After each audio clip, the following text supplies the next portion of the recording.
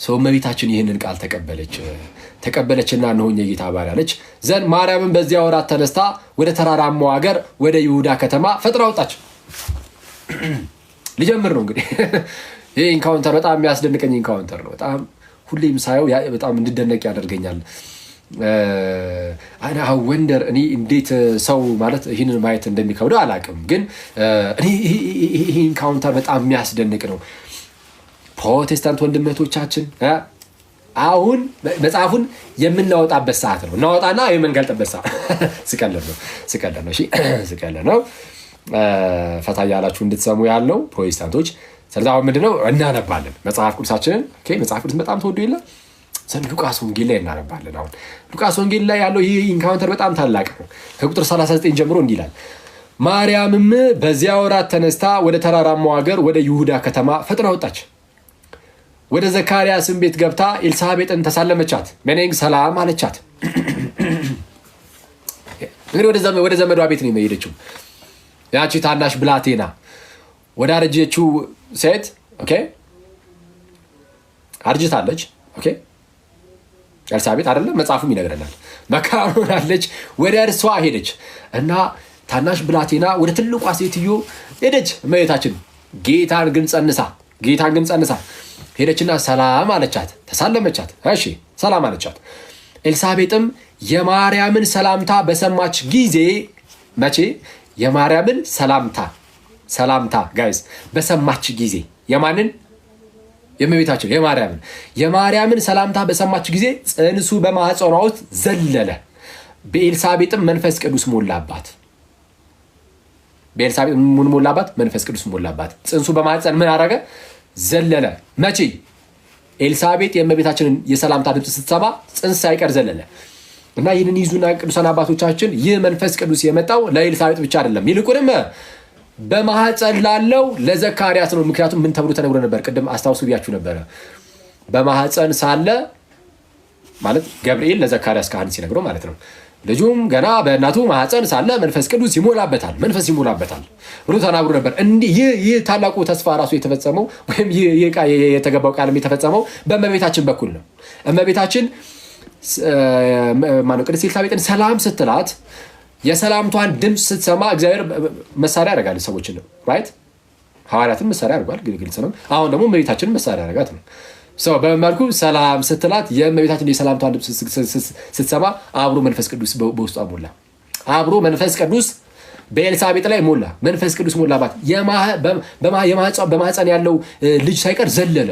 መንፈስ ቅዱስ ሳይነካው አይዘልም ማለት ኖርማል ፍጥረታዊ ስጋ ኖርማል ፍጥረታዊ ጽንስ እንደው ስጋ ስለ እንደኛ ያለ አይነት ሰው አይደል። ጽንስ ነው ራሱ ገና በማህፀን ያለ ጽንስ የ6 ወር የ7 ወር ጽንስ እንዲሁ አይዘልም። የዘለለበት ምክንያት ራሱ እናትየዋ የእመቤታችን ድምፅ የሰላምታ ድምፅ ስለሰማች ነው ብሎናል።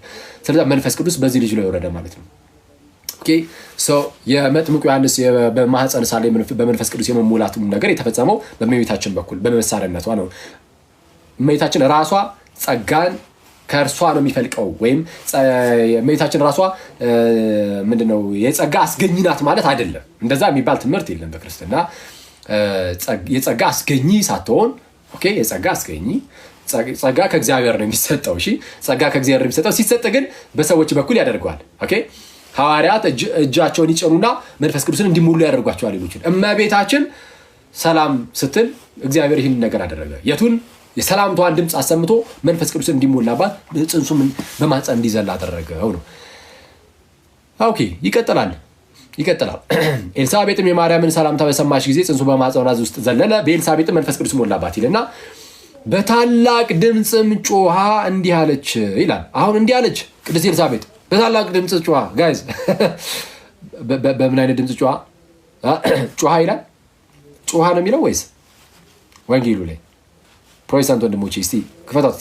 እናንተ ጋር ያለችውን እጃችሁ ላይ ያለችውን መጽሐፍ ቅዱስ ጮሃ ይላል? ኤልሳቤጥ ጮሃለች?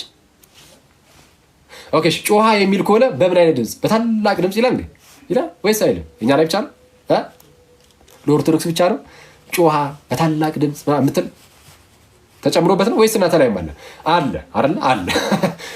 ኤልሳቤጥ በታላቅ ድምፅ ጮሃ እንዲህ አለች እና ያለችውን እንመልከትና ምንድነው በታላቅ ድምጽ መጮህ ራሱ የሚለውን መልሰን ራሳችን እንድንጠይቅ ያደርገናል ራሱ። እሺ በታላቅ ድምጽ ጮሃ እንዲህ አለች። ምን አለች? አንቺ ከሴቶች መካከል የተባረክሽ ነሽ። አሁን እኔ ስለዩ አንቺ ከሴቶች መካከል የተባረክሽ ነሽ እንደዚህ አይደለም ያለች አይገርም ማለት ቅድስት ኤልሳቤጥ በታላቅ ድምጽ ጮሃ ነው። ለምንድን ነው መጮህ ያስፈልገው? ማለት ያውን በታላቅ ድምጽ ጮሃ እንድትመሰክር ያደረጋት ቅዱሱ መንፈስ ነው። ትልቁም ነገር ላሳያችሁ። ወደ እኔ ትመጣ ዘንድ እንዴት ይሆንልኛል አይደል ያለችው? ታላቅ ሰው ማለት ትልቅ ሴትዮ ናት ኤልሳቤጥ። ኤልሳቤጥ ትልቅ ሴትዮ መሆኗ ብቻ አይደለም፣ በእግዚአብሔር ፊት ምንድናት? በእግዚአብሔር ፊት ምንድናት? በእግዚአብሔር ፊት ቅድም እኔ ያዙ ብያችኋለሁ። እስቲ እኔ እንደውም ያዛችሁን እስቲ ልክፈትላችሁ አንዴ። ኤልሳቤጥና ዘካርያስ ካህን በእግዚአብሔር ፊት ምን ነበሩ ይላል? በእግዚአብሔር ፊት ምንድናት ኤልሳቤጥ? ጎበዞች፣ ጎበዝ የኔ ተወዳጆች። ናይስ ባይዚ እዚህ ጋር መሰብሰባችንን ብቻ አይደለም፣ በጣም በርካታ ሰው ነው አሁን ሰብሰብ ብለን የምንማማረው። ወደ 1400 ምናምን በላይ ህዝብ ነው የሚታየኝ እና ኦኬ ደስ ይላል። እንደምትሰሙ ሳቅ ደግሞ የምር በጣም ደስ ብሎኝ ነው ከእናንተ ጋር የማሳልፈው እና በደንብ ስሙ፣ በጣም ደስ ይላል። ሰው በእግዚአብሔር ፊት ምን ነበረች? ጻድቅ ነበረች። የስ ጋይስ በእግዚአብሔር ፊት ጻድቅ ነበረች። እቺ ጻድቅ የሆነችው ሴት ምን ብላ ተናገረች? ኦኬ እሷ ራሷ በእግዚአብሔር ፊት ጻድቅ ሆና ታናሿ ብላቴና መጣች። ትንሿ ብላቴና ስትመጣ ግን የጸነሰችው ጌታን በመሆኑ ምክንያት በእግዚአብሔር ፊት ጻድቅ የሆነችው ሴት ራሱ አረ አንቺ ከሴቶች መካከል የተባረክሽ ነሽ አለቻት። በመጀመሪያ ደረጃ በታላቅ ድምጽ ጮሃ አንቺ ከሴቶች መካከል የተባረክሽ ነሽ። እሷ ራሷ እንኳን ሴት ናት፣ ያውም በእግዚአብሔር ፊት ጻድቅ እንደሆነች መጽሐፍ ቅዱስ የመሰከረላት ሴት፣ በስተርጅኗ እግዚአብሔር ታላቅ ተአምርን ያደረገላት ሴት። እሷ ስለ እመቤታችን ስትመሰክር ከሴቶች መካከል አረ አንቺ የተባረክሽ ነሽ እና የማህፀንሽን ፍሬ የተባረከ ነው፣ ጌታ ኢየሱስን ማለት ነው ትልና የጌታዬ እናት አንቺ የጌታዬ እናት ነሽ። አዎ ዘመዴ እኮ ነሽ፣ ትክክል። ግን አረ አሁን ግን የጌታዬ እናት ነሽ ነው። አሁን የጌታዬ እናት ነሽ፣ የጌታዬ እናት ነሽና ወደ እኔ ትመጪ ዘንድ እኔ ማነኝ? እኔ እንዴት ይሆንልኛል? የጌታዬ እናት ወደ እኔ ትመጣ ዘንድ እንዴት ይሆናል? ዘመዷ ከሆነች ከዚህ ቀደም እኮ ጋይስ ሲገናኙ ታዛት ይሆናል ምናምን። አሁን የምትታዘዝ ናት እመቤታችን። አሳያችኋለሁ እንዲህ ተብላ ራሱ ምን ብላ እንደምትመልስ እመቤታችን። በጣም የሚገርም ክርስቶስ እና አሌክሳንደር ሽሚመንም የሚናገረው ነገር አለ፣ እነግራችኋለሁ ከዚህ ጉዳይ ጋር በተያያዘ እና ብቻ ግን እመቤታችን ወደ እርሷ ማለት ከዚህ ቀደም ስትመጣ በቃ ኖርማል ግንኙነት የሚኖራቸው ትልቅ ሴትዮ ትንሽ ብላቴና እና ዘመዳማቾች ናቸው። በቃ ያላቸው ግንኙነት የታወቀ ነው። ኦኬ አሁን ግን የጌታ እናት ልጅ መንፈስ ቅዱስ ነገራት።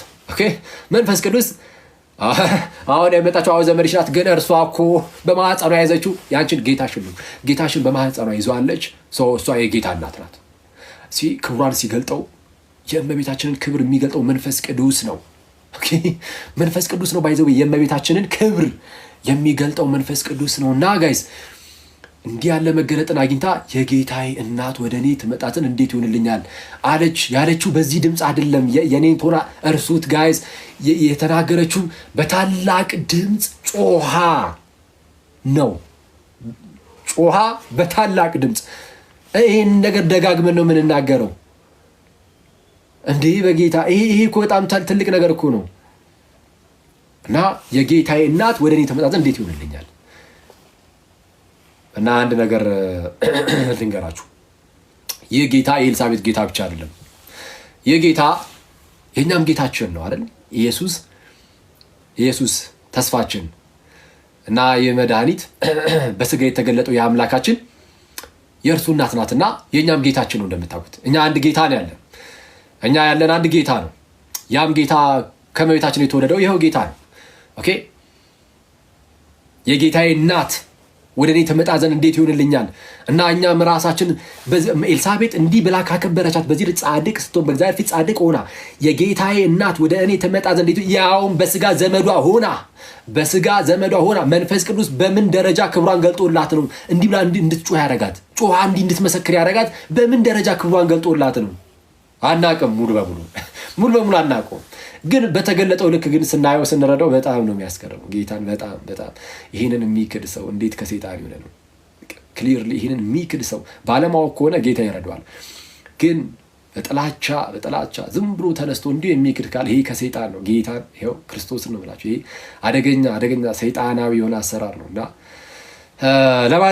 ለማንኛውም እመቤታችን የጌታ እናት ናትና ያ ጌታ የኛም ጌታ ነውና የጌታዬ እናት ብዬ እመቤታችንን የማከብርበት ደረጃ የጌታዬ እናት እስከመሆኗ ነው።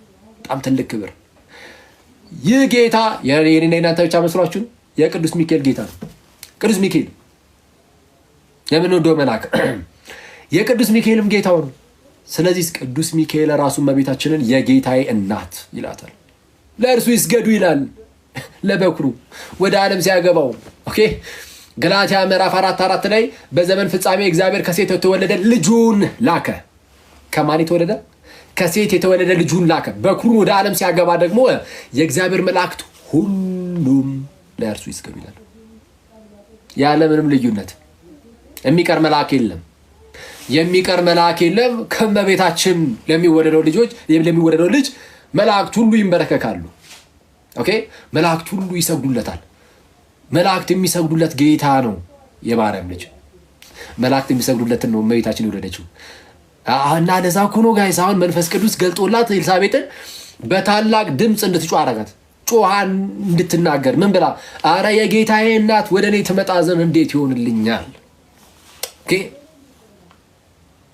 ይህንን ብንረዳው ጥሩ ነው። እና ምን አለቻት? እንዳልኳችሁ በታላቅ ድምጿ አንቺ ከሴቶች መካከል የተባረክሽ ነሽ፣ ብለስድ ነሽ፣ የማህፀንሽን ፍሬ የተባረከ ነው። ኢየሱስም እናቱ የተባረከች ናት፣ ልጇም የተባረከ ነው። ኦኬ የማህፀንሽን ፍሬ የተባረከ ነው። አንዳንድ ሰዎች ጌታ ኢየሱስ ከእመቤታችን ስጋን አልነሳም ይላሉ። ስጋን አልነሳም። ይኸው ኢየሱስ የእመቤታችን የማህፀኗ ፍሬ ነው። ኢየሱስ በስጋ የእመቤታችን የማህፀኗ ፍሬ ነው እና እርሱም የተባረከ ነው። እና የጌታዬ እናት ወደ እኔ ትመጣ ዘንድ እንዴት ይሆንልኛል? እነሆ የሰላምታሽ ድምፅ በጆሮዬ በመጣ ጊዜ ጽንሱ በማህፀኔ በደስታ ዘሏልና ከጌታ የተነገረላት ቃል ይፈጸማልና ያመነች ብጽዕት ናት። ከጌታ የተነገረላት ቃል ይፈጸማልና ምንድነች? ያመነች ብጽዕት ናት። እምነቷ በጣም ታላቅ ነው። የእመቤታችን እምነት በጣም ታላቅ ነው። እና ምን አለች? ያመነች ብጽዕት ናት። ዛን ልክ እንዲህ ስትላት ኢማጂን አሁን እንግዲህ መንፈስ ቅዱስ አይደል የገለጠላት? የእመቤታችንን ክብር ሰው አይደለም የገለጠው። አይተዋል። ስጋና ደም በገለጠው እየተመራን አይደለም። ስጋና ደም የእግዚአብሔር መንፈስ የገለጠውን መገለጥ ይዘን ነው አሁን እየድነን ነው። እና የእግዚአብሔር መንፈስ የእመቤታችንን ክብር ገለጠ እና ገልጦ ማለት ምንም ስህተት የለም። የእግዚአብሔር መንፈስ የገለጠውን ነው ኤልሳቤጥ የተናገረችው። ስትናገር እመቤታችን ቀበል አድርጋ ምን ብትል ጥሩ ነው? ኤልሳቤጥ እንዲህ ብላ ስትናገር ድንግል ማርያም ቀበል አድርጋ ማርያምም እንዲህ አለች። ኤልሳቤጥ ከተናገረች በኋላ ነፍሴ ጌታን ታከብሯለች፣ መንፈሴም በአምላኬ በመድኃኒቴ ሐሴት ታደርጋለች፣ የባሪያይቱን ውርደት ተመልክቷልና። የባሪያይቱን ራሷን እኮ ነው ውርደት ራሷን ተመልክቷልና። ይሄ እመቤቴን እስማ እኔ ቅድስት ድንግልን ይሄ እንድትወዳት ካላደረገ ምንም እንድትወዳት ያደረገ ምንም ማለት መልአኩ አስቀድሞ ነግሯታል።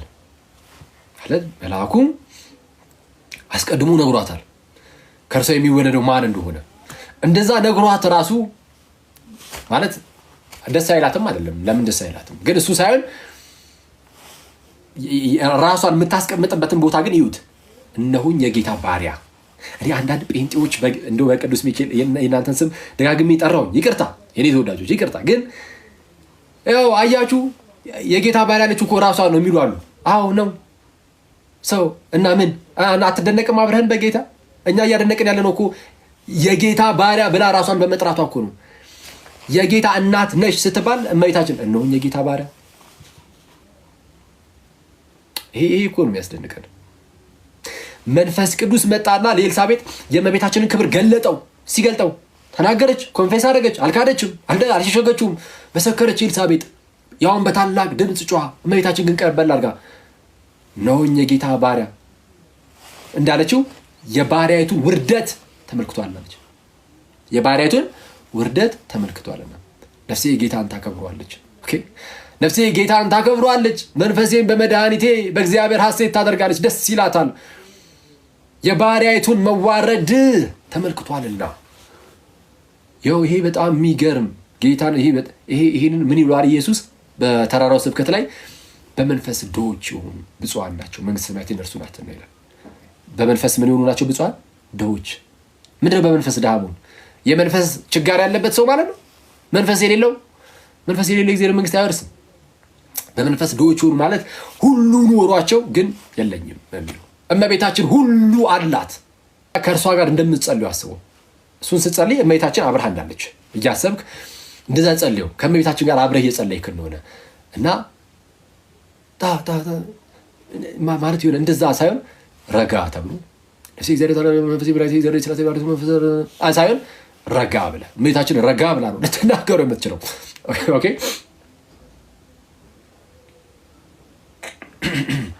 ሰው አትጣደፍ ነው፣ አንጣደፍ። እና ደግሞ ቀስ ብለህ ስታወጣውም በደምብ ከልብህም ይሆናል እና ታላቅ የሆነ ጸሎት ነው። ለማንኛውም ምናለች? ምህረቱም ለሚፈሩት እስከ ትውልድና ትውልድ ይኖራል። በክንዱ ኃይል አድርጓል፣ ትዕቢተኞችን በልባቸው ሀሳብ በትኗል። እና አሁን በጣም ትህትና ለራሱ እንድንላበስ የሚያደርግ ጸሎት ነው። ለትህትና በጣም ጥሩ ነው። ኦኬ ምናለች? ትዕቢተኞችን በልባቸው ሀሳብ በትኗል፣ ገዢዎችን ከዙፋናቸው አዋርዷል፣ ትሑታንንም ከፍ አድርጓል። ትሑታንን ከፍ የሚያደርግ አምላክ ነው ያለን ጋይስ። ማለት ትሑት ስትሆኑ በሰዎች ፊት ከፍ ለማለት አድርጎ እግዚአብሔር እንዲያሳያችሁ እያሰባችሁ አናደርገው። ትህትናን በቃ ዝም ብለን ለራሳችን ገንዘብ እናደርገው። በሰው ፊት ሁሌም የተዋረድን ምናምን እንሁን። ኦኬ ግን ትህትናን ሁሌ በመንፈሳዊ ዓለም ግን ሰማይን እንነካለን። እና ቅድም ያልኳችሁ ያው ብሌስድ አውግስትን መምሮ ይናገራል። ስለዚህ ስለ ትህትና ጉዳይ ትዕቢት ይላል። ትዕቢት መላእክትን ከሰማይ ወደ ምድር ጣላቸው። ትዕቢት መላእክትን ከሰማይ ወደ ምድር ጣላቸው። ትህትና ደግሞ ሰዎችን ከምድር ወደ ሰማይ ያወጣል ይላል። እና ትህትና ታላቅ ነው። እሺ ምን አለች? ትሑታንንም ከፍ አድርጓልና የተራቡትንም በበጎ ነገር አጥግቧል፣ ባለጠጎቹን ባዶ እጃቸውን ሰዷቸዋል። ለአባቶቻችን እንደተናገረ ለአብርሃምና ለዘሩ ለዘላለምም ምሕረቱ ትዝ እያለው እስራኤልን ብላቴናውን ረድቷል ብላ ስትናገር እንዳለን እና ሰው የእመቤታችን ነገር በጣም ድንቅ ነው። ኤኒዌይስ እና የጌታ እናት ከመሆኑ አንጻር ያላት ክብር ይሄንን ይመስላል ማለት የጌታዬ እናት ወደ ትመጣ ዘንድ ይትኑልኛል። ሰው ቅዱስ ሚካኤል የጌታዬ እናት ይላታል። ገብርኤል የጌታዬ እናት ይላታል። መላእክቱ እነዛ የሚያስፈሩ ታላላቅ መላእክት የጌታዬ እናት የሚሏትን አንተ እዚህ ጋር አምጥተህ ምንድን ነው ምናምን ብለህ ታናንቃለህ። ይሄ ምን ያሳያል? የእግዚአብሔር መንፈስ በኤልሳቤጥ ላይ የወረደው መንፈስ ሳይሆን የወረደብህ የሌላ መንፈስ እንደወረደብህ አንዱ ማመላከቻ እሱ ነው። ኦኬ እንደዚህ የምታናነቅ ከሆነ በጣም ይቅርታ አድርግልኝ። አንዱ መለያችን እንደውም ይሄ ነው። ስፒሪትንም ከምንለይበት መንገድ እንደውም አንዱ ይሄ ነው። መጽሐፍ ቅዱስ ላይ የተገለጠው መንፈሱ ሲገለጥ ምን አናገረ? አሁን ደግሞ እነዚህ ሰዎች መንፈስ ተሞልተናል የሚሉ ሰዎች ደግሞ ሲናገሩ ምን እያናገራቸው ነው የሚለው መመርመር ይቻላል። እና ይሄ ባይዘዌ መንፈስ በጣም መመርመር አለበት። መንፈስን ሁሉ አትመኑ ያለው እንዲሁ አይደለም ዮሐንስ። ኦኬ ምክንያቱም አሳቸው የሆኑ መንፈሶች አሉ። ኢቭን ጳውሎስ ራሱ እኮ ይላል ያልተቀበላችሁትን ሌላ እንግዳ የሆነ መንፈስ ልዩ የሆነ መንፈስን ብትቀበሉ እኮ ነው የሚለው። ልዩ መንፈስ፣ ሌላ ኢየሱስ፣ ልዩ ወንጌል ይላል። አሁን ልዩ ወንጌል፣ ልዩ መንፈስ፣ ሌላ ኢየሱስ በክርስትና ስም በተቀመጡ ቤተ እምነቶች ላይ አሁን በግልጽ ይታያል። ግን ሰው አይነቃም፣ እንዲህ በቀላሉ አይነቃም። ለምን? መንፈስ አታላይ ስለሆነ። መንፈስ አታላይ ነው። ኦኬ ወንጌሉን ሲያመጣለ ዝም ብሎ እንደዚሁ እንደው ጭራሹን የተቃረነ ነገር ዝም ብሎ ማለት እንደዛ በሚመስል መልኩ ሳይሆን አመሳስሎ ነው የሚያመጣለ።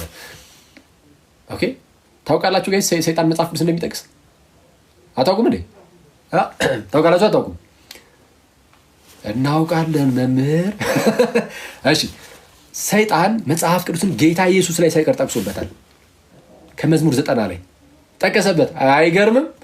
እና ይጠቅሳል። ቃላቶቹን እየወሰደ ማለት ነው የራሱን ሐሳብ ይጨምርባቸው ይላል ሰይጣን። ቃላቶቹን ይወስዳል፣ ከዛ በኋላ ግን የራሱን ሐሳብ ይጨምራል። ቃላቶቹን ይወስዳል፣ የራሱን ሐሳብ። ይሄ ልዩ ወንጌል ይባላል። ቃላትን ብቻ መውሰድ፣ ሐሳቡን የሰይጣን ማድረግ፣ ዲያብሎሳዊ ሐሳብ ያዘሉ ቃላቶች ብቻ አድርጎ መቀበል። ስለዚህ በጣም አደገኛ ይሆናል ማለት ነው። ያኔ መረዳታችን አደገኛ ይሆናል። እና ምን እያልኳችሁ ነው ጋይዝ? ሰይጣን ራሱ ይጠቅሳል። ስለዚህ መንፈስ ምን ያደርጋል? ቃላቶቹን አያስክድም። ይሄው 66ቱ ብሎ እኮ ይይዛል አትሊስት አይደል? ይሄ 66 መጽሐፍ ነው። ይሄን እኮ ይይዛል። ከዚህ ይዝና ያነበዋል። ግን እያነበበ የእግዚአብሔርን ሐሳብ አይደለም የሰይጣንን ሐሳብ ይዘዋል። ስለዚህ ልዩ ወንጌል ይሆንበታል፣ ይበረዛል። ኦኬ፣ ሐሳቡ ይበረዛል። ልዩ ወንጌል፣ ልዩ መንፈስ፣ አስቀድሞ የገባው መንፈስ እሱ ነው። ሌላ ኢየሱስ በመጽሐፍ ቅዱስ ላይ ያለው ኢየሱስ አለ አይደል? እሱን መስሎ ነው የሚሰራው ስፒሪቱ። ኦኬ፣ ገድል፣ ድርሳን፣ ተአምር። ክርስቲያን መሆን ከፈለክ ይህንን እመን አትባልም። ኦኬ፣ 1500 በላይ ህዝብ አለ። በግልጽ የምናገረው አንድ ሰው ክርስቲያን ለመሆን ፈልጎ ቢመጣ አስቀድመ ገድላቱን፣ ድርሳናቱን፣ ተአምራቱን ተቀበል አንልም። የለም እንዲህ የሚባል ነገር። ኦኬ፣ ኢቭን ወደ ክርስትና ከመጣ በኋላ ራሱ ገድላት፣ ድርሳናት፣ ተአምራት ውስጥ ያሉትን እያንዳንዱ ነገር ተቀበል አይባልም። እንዲህ ብለን እየተናገርን ሰይጣን በተቻለው አቅም ጌታን እንዳያዩት የራሱ አድርጎ ለማስቀረት ሲል አቅም ሲያጣ በእንደዚህ አይነት ነገሮች ፊታቸውን አይናቸውን ያሳውራል፣ የልባቸውን አይነ እና ይህንን ስፒሪት ልታውቁበት ይገባል። ፕሊዝ መለስ ብላችሁ ራሳችሁ ልታዩ ይገባል። በወንጌል መርምሩት። ኦኬ፣ በወንጌል መርምሩት እና እንደዛ ነው። ኦፍኮርስ ካላችሁ ኤክስፒሪየንስ ማለት የሆኑ ኢንካውንተሮች ይኖራሉ በላይፋቸው ሰዎች። አሁን እንደዚህ አይነት ሰዎች ሰይጣን ምንድን ነው የሚያደርገው? በተቻለ አቅም በላይፍ ውስጥ የሆነ ነገር ያሳያቸዋል። የሆነ ነገር ኦኬ፣ ለምሳሌ የሆነ ነገር ሊገልጥላቸው ይችላል ያ መንፈስ። ለምሳሌ ይሄ ብዙ ጊዜ ድራማ ነው ምናምን የሚባል ነገር አለ። ይሄ በነቢያቱ ዘንድ ምናምን ያለው ነቢያቱ፣ የፕሮቴስታንት ነቢያት ሁሌ ድራማ ማለት አይደለም። የምርም የመናፍስት አሰራር አለ እና የሆነ እነሱ አስቀድሞ የማያውቁትን ነገር ሊገልጥላቸው ይችላል። ኦኬ፣ ለምሳሌ የሆነ ሰው ሰንባሪ የሆነ ያሳለፈበት ህይወት ሊሆን ይችላል፣ ወይም ያደረጋቸው ነገሮችን ሰይጣን ያውቃል እና ያንን ይዞ ይመጣና ነቢዩ ማለት ነው እንግዲህ ነቢይ ብሎ ራሱን ያስቀመጠው ሰውዬ እርሱ አስቀድሞ እንደሚያውቁ አድርጎ ውስጡ ያሰርጽበትና ያንን ይናገራል። እንደዚህ ነገር አለ። ይሄ መንፈስ አሰራር አለ፣ ግልጽ ነው። ኦኬ፣ አሁን ምንድነው ድምጽ ይሰማሉ ወይም ደግሞ ቀጥታ ምንድነው ልክ የሚያውቁት አይነት ታሪክ አድርጎ ውስጣቸው ያስቀምጣል ሰይጣን። ከዛ በኋላ አሁን ይሄ አያስትም ያስታል በእርግጥ እና ለነዚህ እናዝናለን። ጌታን ይሄ በጣም እንድናዝንላቸው ነው የሚያደርገው። ኦኬ፣ ወንድሞቻችን እህቶቻችን በሚያሳዝን ሁኔታ ባለማወቅ እንደዚህ አይነት ነገር ወድቀው ነው እና ይሄ ያሳዝናል፣ በእርግጥ ያሳዝናል። ግን ደግሞ ልባም መሆን አለባቸው። ኦኬ፣ ከእንደዚህ አይነት የመናፍስት አሰራር ተላቀው በጌታ ኢየሱስ እግር ስር በእቅፉ እንዲኖሩ የምርም ልባም መሆን አለባቸው። አለበለዚያ ግን ኢየሱስን መስሎ በመጣው እንዲህ አይነት ተአምራቶችን እያሳየ የሆነ ስሜትን እየሰጠ ምናምን ነገር እንድታለቅስም ሊያደርግ ይችላል። ይሄ ስሜታዊነት አለ። እሱ መንፈሳዊነት አይደለም። ሰው የማይረዳው በስሜታዊነትና በመንፈሳዊነት መካከል ራሱ ያለው ልዩነት አያውቅም። ጠቃይልና ይሄ በቃ ለስለስ ያለ ይሄ እንግዲህ መዝሙሩንም ያሰማሃል ምናምን ነገር ከስምጥ እሱ ዘፈን ውስጥም አለ። ሰው ዘፈን እየሰማ ያለቅሳል እና ስሜታዊነት ያለ ነው። መንፈሳዊነት ግን አይደለም ይሄ እና ይሄ ርዕስ አይደለም አክቹሊ ግን እሱን ያው ብታስቡበት ጥሩ ነው። በኤልሳቤጥ ላይ የመጣውን መንፈስ አይተነዋል የእመቤታችንን ክብር ሲገልጥ እና አሌክሳንደር ሽሜመን እንዲህ ይላል። አሌክሳንደር ሽሜመን አይታችኋል። ለእመቤታችን የጌታ እናት እንደሆነ የሚሰጣት ክብር አይታችኋል።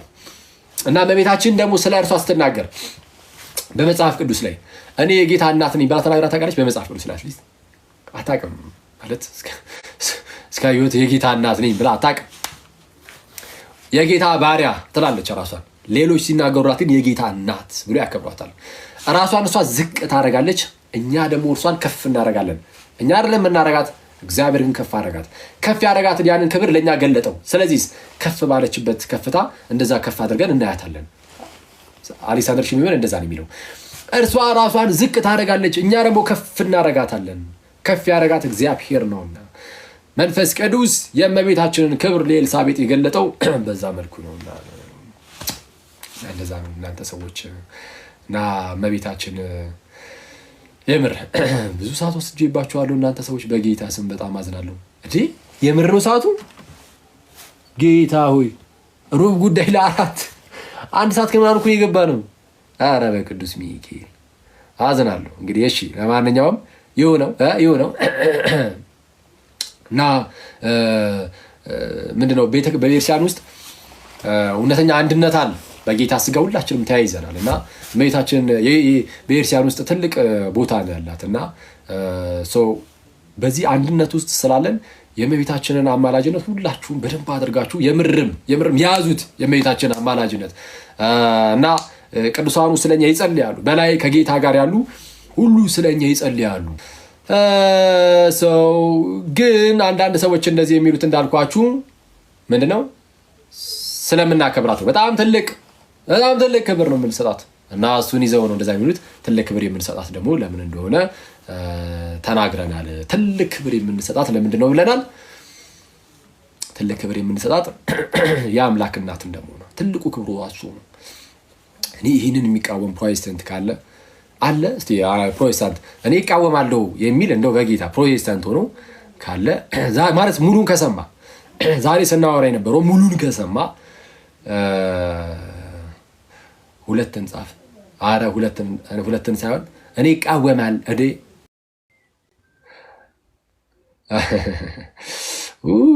የሆነ ሰው ስልጣኑን አጣ ዛሬ እሺ አጀሬው ቃልዮት ያሰማል ነኪ ቃልዮት ያሰማል እያወራ ነው አው የኔ ድምጽ ዝቅ ብሎ ነው አይ በቃ ተሰማ ሶይ እንኳን አደረሰ እንኳን አብሮ አደረሰን እንዴና አለ ስልጣንን በአግባቡ መጠቀም ማለት ይሄ ነው አውቶሪቲን በስርዓቱ መጠቀም ስልጣንን በአግባቡ መጠቀም አንዴ አንቺ ከባድ ብላ ኩዴታ ተፈጸመበኛል ለመፈንቅለ መንግስት በዚህ እንትን አዴ ነበር መቤቴን ቃልዮት ያሰማልን ከተወሰነ ሰዓት ጀምሮ እንሰማይ ነበር በጣም ደስ የሚል ትምህርት ነው ደስ በሚል መንፈስ የተሰጠ ትምህርት ነው ያው እንግዲህ የሰሙትም ሰዎች ዊዛውት ኤኒ ዳውት ተጠቅመውበታል ብዬ አስባለሁ ቃልዮት ያሰማልን ብሮስኪ አሜን ሰዓቱ ቆሷልና እሺ አንድ ፕሮቴስታንት ብቻ አላስገባ ሉጣ መውጣት ስላለብኝ ነው በጊዜ ለመጨረስ ነው በጊዜ የገባሁት እና መውጣት አለብኝ እሺ አንቺ ኦኬ ሰላም ላንቺ ይሁን አሜን ሰላም ላንቺ ይሁንቴ ሰላም ነበርኩኝ ከመጀመሪያ ሰምቻለሁ እንደው አንዳንድ ጥያቄዎች ራስ እየጻፍኩ ነበር ላሽ ከመጀመሪያ የነበራችሁ ስላልክ ማለት ነው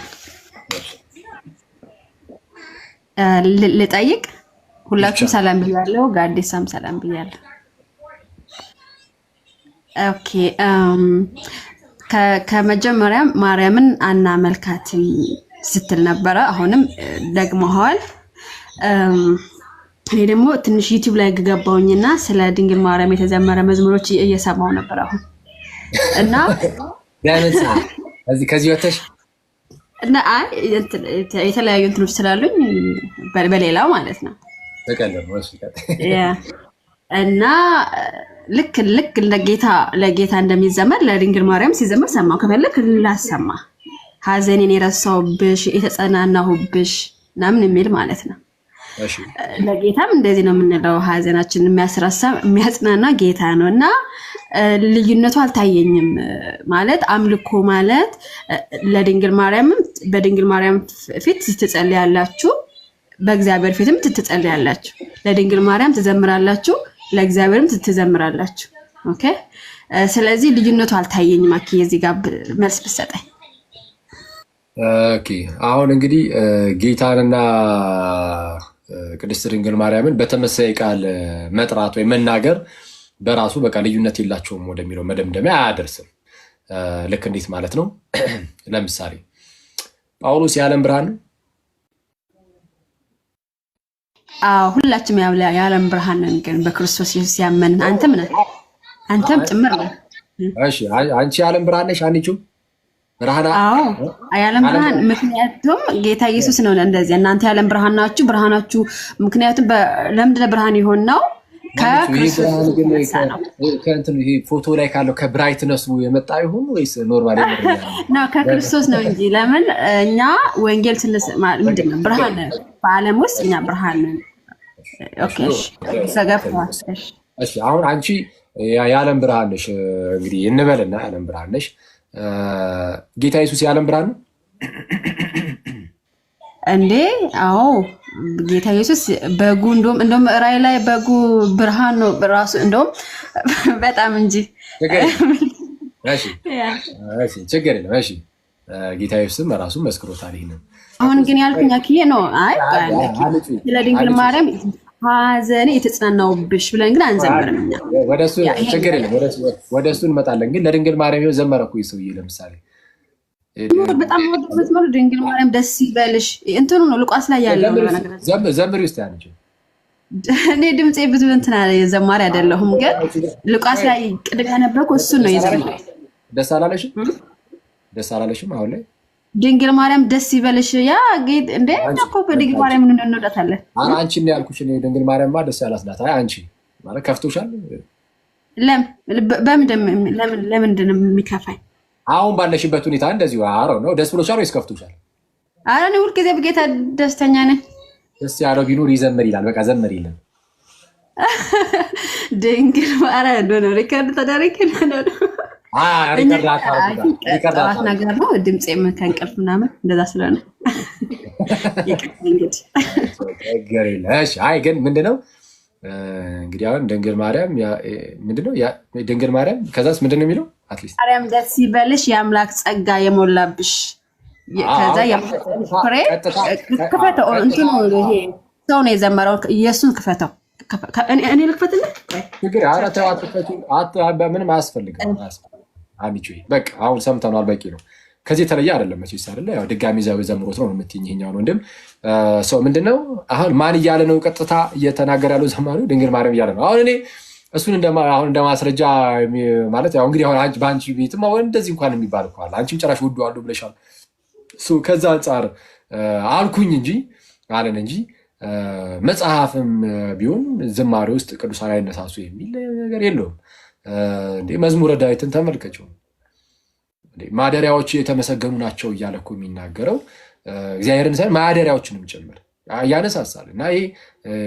ምስጉን ነው በክፎች ምክር ያልሄደ ብሎ እኮ ይጀምራል እና ሰው ከዚህ አንፃር ልንመለከተው ይገባል ነው ኤልሳቤጥ በታላቅ ድምፅ ጮኸች ሲባል ምንድነው እኔ ያ ጩኸት ዜማ እንደሌለው ራሱ በምን አወቀ እንትላል እና የምር እኔ በታላቅ ድምፅ ጮሃ ከተናገረች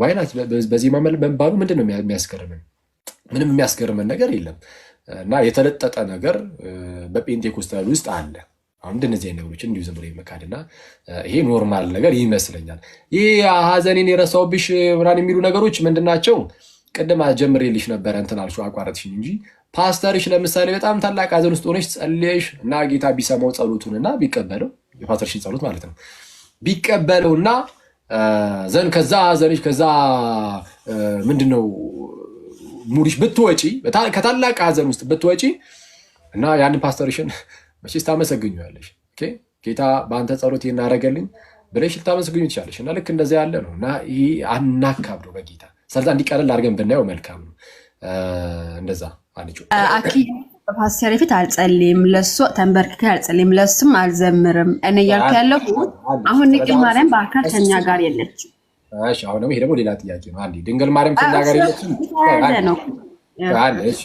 አንዴ ድንግል ማርያም ከኛ ጋር የለችም ላልሽው ከኛ ጋር የለችም ማለት ምን ማለት ነው በስጋ ነው በስጋ ግን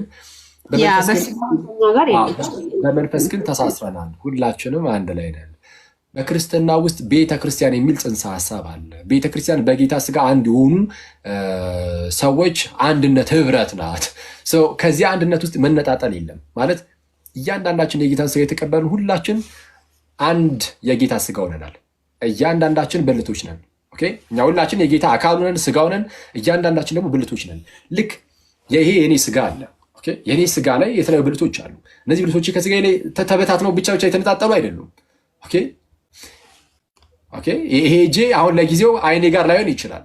ኦኬ አይደለም ቀጥታ ፊዚካሊ ግን የተነጠለ ግን አይደለም። ከአይኔ እንደዛ የራቀ አይደለም። አይኔ የሆነ ነገር ቢያስፈልገው መጥቶ የሚያግዘው እጅ ነው ያለኝ። ልክ እንደዚህ ሁሉ በክርስትና ውስጥም አንድ የጌታ ስጋ ሆነን እያንዳንዳችን ደግሞ ብልቶች ነን። መነጣጠል የለም። ስለዚህ እንዲህ ያለ ሚስቲካል የሆነ ዩኒየን አለ። ኦኬ ሚስቲካል ቦዲው ናት ቤተክርስቲያን። ስለዚህ ቅዱሳኑ ይማልዳሉ ብለን ስንናገር እንዲሁ አይደለም፣ ህብረቱ ስላለ ነው። ኦኬ የቅዱሳን ህብረት አለ፣ የክርስቲያኖች ህብረት አለ። ያ ህብረት እውነተኛ የሆነ ህብረት ነው። በምን ሊያውቁ ይችላሉ? እንዲህ ነው እንዲያ ነው ብለን ካልኩሌሽኖች ውስጥ አንገባም። በቤተክርስቲያን ታሪክ ውስጥ የመጣልን አሜን ብለን እንቀበላለን። ግን የተወሰነ ነገር ተናገሩ ከተባለ ጌታ ይገልጠዋል። ኦኬ ጌታ ይገልጣል። ልክ ለምሳሌ ለአይንሽ የእጅ ድጋፍ ቢያስፈልገው በነርቨስ ሲስተምሽ ታውቆ ነው። በነገራችን ላይ እጅ በራሱ የሚያቆኑ ሳይሆን ይሄ የነርቨስ ሲስተም ስራ ነው። አይጸልዩም። ተወሽክ ስለ የእኛን ጸሎት አይሰሙም ልበል። አይጸልዩም ምክንያቱም ምንም እንትን ማስረጃ ስለሌለኝ፣ ግን የእኛን ጸሎት አይሰሙም። ወደ እሱ እናልፋለን። መጀመሪያ እነሱ ይጸልዩልናል አይጸልዩልንም የሚለው በሉትራን ምንም ማስረጃ የለኝም። አለም የለም አለለ ከሌለሽ ታዲያ ለምንድን ነው እንደ እምነት አድርገሽ ያልሽው አይጸልዩም የሚለውን? ቢያንስ ሊጸልዩም ላይጸልዩም ይችላሉ። እኔ አላቅም ብለሽ እንዲህ ሳታልፊ። ኦኬ አሁን ምን መሰለህ መጽሐፍ ቅዱስ ምንም ነገር ያላለውን እኛ ለምንድን ነው የምናስብለው? ምንም ነገር የለም መጽሐፍ ቅዱስ። ይጸልያሉ የሚል የለም፣ አይጸልዩም የሚል የለም። መጽሐፉ ሲጀምር ትኩረቱ አንቺ ልክ እንደ መጽሐፍ ቅዱሱ ለምንድን ነው ይጸልያሉም አይጸልዩም አይደለም እኔ አላቅም ብለሽ እንዲህ ሳታልፊ እነግርሻለሁ። እኔ እንዴት ይጸልያሉ እንደሚጸልዩ እኔ አስረዳሻለሁ። ግን እንዴት አንቺ አሁን መጽሐፍ ቅዱስ ይጸልያሉም አይጸልዩም አይልም ካልሽ ለምንድን ነው የአንቺ እምነት የሌለውን ነገር አይጸልዩም የሚለውን በራስሽ አቁመሽ ለምን መጣሽ? ለምን ልክ እንደ መጽሐፍ ቅዱሱ ለምሳሌ አሁን አንቺ እንዳልሽው የምር እንደዛም ከሆነ ማለት ነው ሊጸልዩም ላይጸልዩም ይችላሉ። እኔ አላቅም ለምሳሌ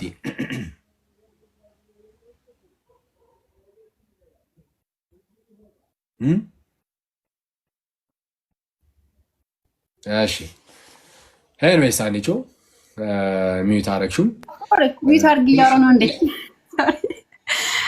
መዝሙር 65 ኦር አይ ቲንክ 66 ነው መሰለኝ ጸሎትን ሁሉ የሚሰማ እግዚአብሔር ነው። ሚዩት አርግ እያወራሁ ነበር ይቅርታ ይላልና የሰው ሁሉ ጸሎት የሚሰማ እግዚአብሔር ነው እንጂ ፍጥሯን አይደለም። ያው እግዚአብሔር ይላል። እሺ ቆይ ጸሎት ወደሚሰማ እግዚአብሔር ይላል። አሁን ወደሱ እሺ ልሻገር። እሺ አሁን ፍጥር ጸሎት ሊሰማ አይችልም። አንድ ቀድም አሁን ቅዱስ አኪ ሶሪ ፕሊዝ መላኩ በሁሉም ቦታ አይገኝም ብለሃል። ስለዚህ እንዴት በሁሉም ቦታ እንዴት ነው የሚሰሙት? ኦኬ ቀጥሽ። እሺ አንዴ ቆይ ማለት እንትን እያጠራን እንሂድ። አሁን በፕሮቴስታንት በሉትራን ዘንድ እኔ ከመጽሐፍ ቅዱስ አሳያችኋለሁ የተወሰነ ነገር ባይዜ በደንብ አድርጋችሁ ብቻ ተመልከቱ። እሺ በሉትራን ሳይድ ምን አይነት ነገር ይታመናል? እኛ ወደ እነርሱ ኢንቮክ አናረግም፣ አለምንም፣ አንጸልይም ወደ ቅዱሳኑ። ግን ቅዱሳኑ ግን ስለኛ ይጸልያሉ ይማልዳሉ የሚል እምነት አለ። እንዲህ ያለ እምነት አለ። የት? በሉትራን ሳይድ። ፕሮቴስታንቶች አሉ የመጀመሪያዎቹ እንደዛ ነው የሚያምኑት። ኦኬ በሉተር በኩል ይመጡት አዎ ምንድነው ቅዱሳኑ ስለኛ ይማልዳሉ ይጸልዩልናል። ጀነራሊ ፎር ቸርች ይጸልያሉ፣ ለቤተ ክርስቲያን ይጸልያሉ። በምድር ላይ ገና ሩጫቸውን ላልጨረሱ ህዝብ ይጸልያሉ፣ ለእግዚአብሔር ህዝቦች ብለው ያምናሉ። ተመልከቱ እንግዲህ እዚህ ላይ አይ ኖ እንግዲህ ይጸልዩ አላቅም ነው የምለው ብላለች። የተወሰነ ነገር እልበታለሁ፣ ቅድም ብያቸዋለሁ፣ የተወሰነ ነገር ጨምርበታለሁ። እሺ ቀጣዩ ግን አይ እነሱ ጸሎታችንን አይሰሙም እሺ የሚለው አሁን ይሄ ሉተራኖችም አንጸልይም ነው የሚሉት ወደ እነርሱ፣ ወይም እነሱን አንጠይቃቸውም አለምናቸውም ነው። ይጸልያል አይጸልይም ወይም እነሱን ብንጠይቃቸው ይሰሙናል አይሰሙንም ከሚለው ጋር በተያዘ ለምሳሌ አንቺ ጸሎትን ሁሉ ወደሚሰማ ወደ እግዚአብሔር የሚል የመጽሐፍ ቅዱስ ክፍልን ጠቀሰች እና ጸሎትን ሁሉ እግዚአብሔር ይሰማል። አዎ ይሰማል። እሺ ቅዱሳን ሲሆኑ ግን አይሰሙም፣ እግዚአብሔርም እንዲሰሙ አያደርጋቸውም የሚል ጥቅስ አለ። ቀድም እንዳልኩት መጽሐፍ ቅዱስ ዝም ባለው ነገር እኛም ዝም ነን የምንለው ምንም ነገር። መጽሐፍ ቅዱስ እግዚአብሔር ጸሎት ይሰማል፣ ወደ እግዚአብሔር እንጸልያለን፣ ወደ አባት እንጸልያለን፣ ወደ ጌታም እንጸልያለን። ለምሳሌ እሺ ወደ ጸሎት እንጸልያለን፣ ወደ መንፈስ ቅዱስ እንጸልያለን። ለምን ሌላ ርዕስ ይሆናል እንጂ ለምን እግዚአብሔር አንድ ነው። ወደ እግዚአብሔር ነው የምንጸልየው ማለት እግዚአብሔር በጌታ በኢየሱስ ስም ብጸልይ ወደ አብ ትጸልያለሽ፣ ቅዱስ ይሰማኛል። አዎ ጸልያለሁ፣ ወደ አብ ጸልያለሁ። ወደ አብ ትጸልያለሽ። እሺ ለዚህ ብዙ ማስረጃዎችን ማምጣት ይቻላል በብሉይም በአዲስም። እሺ ወደ ጌታ መጸለይ ትችላለሽ? አዎ ጌታ ምንድን የሚባለው ዮሐንስ ወንጌል ላይም አለ እኮ ጌታ ራሱ የተናገረው እሱም።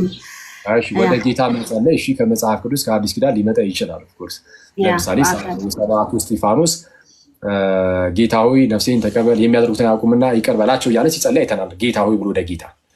እሺ ወደ መንፈስ ቅዱስ ትጸልያለሽ? ያው ወደ አሁን መነጣጥ ለምን አስፈለገ? ወደ እግዚአብሔር ጸልያለሁ። ለምሳሌ ሮም ወደ ወልድ ስል ቅዱስ ራሱን ግን ይቃትትልናል እኮ ሮም ምዕራፍ 8 ላይ 26 አና ወደ አብ ወደ ወልድ ስል አዎ ብለሽ መጣሽ። ወደ መንፈስ ቅዱስ ትጸልያለሽ ወይ? መንፈስ ቅዱስ ሆይ እባክህን አግዘኝ፣ መንፈስ ቅዱስ ሆይ እርዳኝ፣ መንፈስ ቅዱስ አስጨክን እያልሽ ወደ እርሱ ትጮያለሽ፣ ወደ እርሱ ትጸልያለሽ? እኔ አብዛኛው ጊዜ ጌታ ሆይ ብዬ ነው የምጸልይ። ጌታ ደግሞ አብም ጌታ ነው። ወደ መንፈስ ቅዱስ ይጸልያል አይጸልይም? እሺ ያንቺን ኤክስፒሪየንስ ይጸልያል። አብም ልክ እንደዛው። መንፈስ ቅዱስ ግን የለም። ሜንሽን ተደርጎ ቃል በቃል እንደዚህ ማለት ነው የለም። ግን ቃል በቃል ባይኖርም ግን አሁን አለችው እንዳለችው ጋረዋል ሀሳቧን። ወልድ ከአብ ጋር ሶሪ መንፈስ ቅዱስ ከአብ ከወልድም ጋር አንድ ነው። አንድ እንደመሆኑ ልክ እንደዚሁ ጸሎትን ይቀበላል። አንድ አምላክ ከሆነ ምናምን የሚሉ ነገሮችን ማምጣት እንጀምራለን ማለት ነው። አያችሁ እንጂ አሁን እንደነዚህ ነገሮችን ቀጥታ ግን ኤክስፕሊሲትሊ ግን ወደ መንፈስ ቅዱስን እየተጣሩ መማፀንን ግን እና አንዳንዶች ለዛ ነው ባይዜ በመንፈስ ቅዱስ እንጸልያለን እንጂ ወደ መንፈስ ቅዱስ አንጸልይም እያሉ የሚናገሩት አንዳንድ ሰዎች ለዚህ ነው። ዝም ቀጥታ መጽሐፍ ቅዱስ ላይ ኤክስፕሊሲትሊ ስለሌለ ማለት ነው። ኢምፕሊሲትሊ ግን ልናገኝ እንችላለን። ከምን አንጻር? እንደው ከአብና ከወልድ ጋር አንድ ስለሆነ በሚለው አንድ አምላክ ስለሆነ በሚለው ማለት ነው። ለማንኛውም ግን ለምንድን ይህንን ያነሳሁት? ወደ እመቤታችን ለምሳሌ የጸለየ ሰው እስቲ አለ ብሎ የሚጠይቁ ሰዎች አሉ። ወይም ወደ ቅዱሳን እስቲ የጸለየ ሰው አሳዩን፣ እስቲ ወደ መንፈስ ቅዱስ ብሎ የጸለየ ሰው አንሳ አምጣ ሲባል አያመጡ። ግን እነሱም ግን ያምኑት አልሄድም። ስለዛ ምንድነው ነሰሰሪ መጽሐፍ ቅዱስ ላይ ወደዛ ሲጸልይ ሰው መጽሐፍ አይጠበቅበትም። ይሄ የመጽሐፍ ቅዱስን አረዳድ ብዙ ሰው አያውቀውም። ምንድነው ትልቁ ቁም ነገር በመጽሐፍ ቅዱስ ላይ ሀሳቡ አለ ወይ? ከዛ ደግሞ በቤተክርስቲያን ታሪክ ውስጥ ደግሞ አለ ወይ? እምነቱ በቤተክርስቲያን ታሪክ ውስጥ እምነቱ አለ ወይ? ይሄ ትልቅ ቦታ ይሰጠዋል። በቤተክርስቲያን ታሪክ ውስጥ ያለው እምነት ኦኬ። እና በመጽሐፍ ቅዱስ ውስጥም ያለው ሀሳብ በመጽሐፍ ቅዱስ ላይ ያለው ሀሳብ ቀጥታ ወደዛ ከመግባቴ በፊት አሁን ያውቃሉ አያውቁም፣ ወይም ደግሞ ይሰማሉ አይሰሙም የምንጸልየውን ጸሎት ወይም ነገር ስንጠይቃቸው ሊሰሙ ጭራሽ አይችሉም ወይስ ይችላሉ የሚለውን አሁን እህታችን አንቺ ምናለች አይታወቅም። ማለት መጽሐፍ ቅዱስ ምንም አላለም። በፍጹም መስማት አይችሉም ወይም እግዚአብሔርም አያሰማቸውም አላለም። በዛ በኩልም ደግሞ እንደው ይሰማሉም የሚልም ደግሞ የለም አልተጻፈም ብላ ተናግራለች። እና ስለዚህ መጽሐፍ ቅዱስ ሁለቱንም ካላለ ፕሮቴስታንቶች የትኛውን ነው መምረጥ ያለባቸው? የትኛውንም በቃ ሁለቱንም ካላለ በቃ ሊሰሙም ላይሰሙም ይችላሉ እኛ አናውቅም ብለው ነበር መሄድ የነበረባቸው። ግን በጣም በሚያስቅ ሁኔታ ክርስትናን ለመቃወም ሲሉ ብቻ አይሰሙም የሚለውን እንደ እምነት አድርገው ይዙታል። እንደ እምነት አድርጋችሁ የምትይዙት ከሆነ ዘንድ ሻው ሚ ኢን ዘ ባይብል መጽሐፍ ቅዱስ ውስጥ አሳዩኝ እስቲ አይሰሙም የሚል ጥቅስ አለ የለም? እናንተ አሁን ለምሳሌ መዝሙረ ዳዊት አውጥቼዋለሁ። ስጋ ሁሉ ማል ጀመርኩት ቁጥር 2 ስጋ ሁሉ ጸሎትን ወደምትሰማ ወደ አንተ ይመጣል ይላል የድሮ ትርጉም ነው መሰለኝ። ስለዚህ ያው ስጋ ሁሉ ጸሎትን የሰውን ሁሉ ጸሎት የሚሰማ እግዚአብሔር ነው።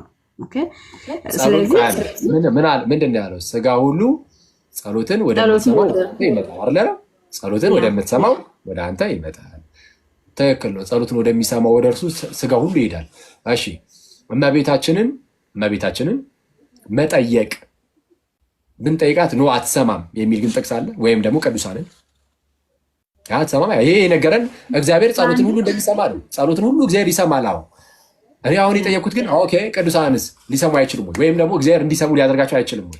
አይችልም የሚል ጥቅስ አለ ወይም የለም እኮ። አሁን ቅዱሳን ሰዎች ናቸው። ሰው ደግሞ በሁሉም ስፍራ አይገኝም፣ መለኮት ስላልሆኑ ማለት ነው። አይገኝም። ለምሳሌ እንዴት ይሰማል? ለምሳሌ እኔ ያለሁት ኢትዮጵያ አይደለም። ቅድም የጠቀሽው ላይ ለምሳሌ ጴጥሮስ የሐናንያና የሰጲራን ነገር እንዴት አወቀ? አብሯቸው ነበረ በሰዓቱ? የእግዚአብሔር መንፈስ ስለገለጠለት ራይት። ስለዚህ አሁን በሰማይ ያሉ ቅዱሳንም እግዚአብሔር የማይገልጥበት ምን ምክንያት አለ? አይገልጥም ይላል መጽሐፍ ላይ። በተአምር ሊያውቁ አይችሉም ይላል። ኖ ለምሳሌ አሁን ከቁጥር 2 ነው የጀመርኩልህ። ቁጥር 1 ሳነበው ደግሞ በጣም ደስ አለኝ መዝሙሩን ማለት አቤቱ በጽዮን ላንተ ምስጋና ይገባል ላንተም ጸሎት ይቀርባል ካለ በኋላ ስጋ ሁሉ ጸሎቱን ወደ ምሰማ ወደ አንተ ይመጣል ይላል። ስለዚህ ምስጋናም ጸሎትም ለጌታ ነው እያለ ነው እዚህ ጋር። ሃኒቾ ጸሎትን ትክክል ነው፣ እግዚአብሔር ይሰማል። ጸሎትን ወደሚሰማ ወደ እርሱ ደግሞ ስጋ ሁሉ ይሰበሰባል። ወደ እርሱ ምስጋናን እናቀርባለን። ጸሎትን ወደ እርሱ ነው የምናቀርበው። ትክክል። በነገራችን ላይ ወደ እግዚአብሔር ጸሎትን እንደምናቀርብ ወደ ቅዱሳን አናቀርብም። ጸሎት የሚለው ቃላቶች ተመሳሳይ ናቸው። ኦኬ ጸሎት የሚለው ተመሳሳይ ስለሆነ ለእንግዲህ አሁን ወደ እግዚአብሔር እንጸልያለን እንላለን፣ ወደ ቅዱሳን እንጸልያለን እንላለን እና ጸሎት የሚለው ቃል እንግዲህ ተመሳሳይ ስለሆነ ሁለቱም ጋር የምንጠቀመው ጸሎት ብለን ለዛ ኮንፊውዝ ሊያደርግ ይችላል። ግን ወደ እግዚአብሔር እንደምንጸልየው ያለ አይነት ጸሎት አይደለም ወደ ቅዱሳን የምንጸልየው። ወደ ቅዱሳን የምንጸልየው ጸሎት እንደ መጠየቅ ነው። መጠየቅ ልመና አይነት ነገር ነው። ቅድም ምን አልኩሽ መሰለሽ? ምንድነው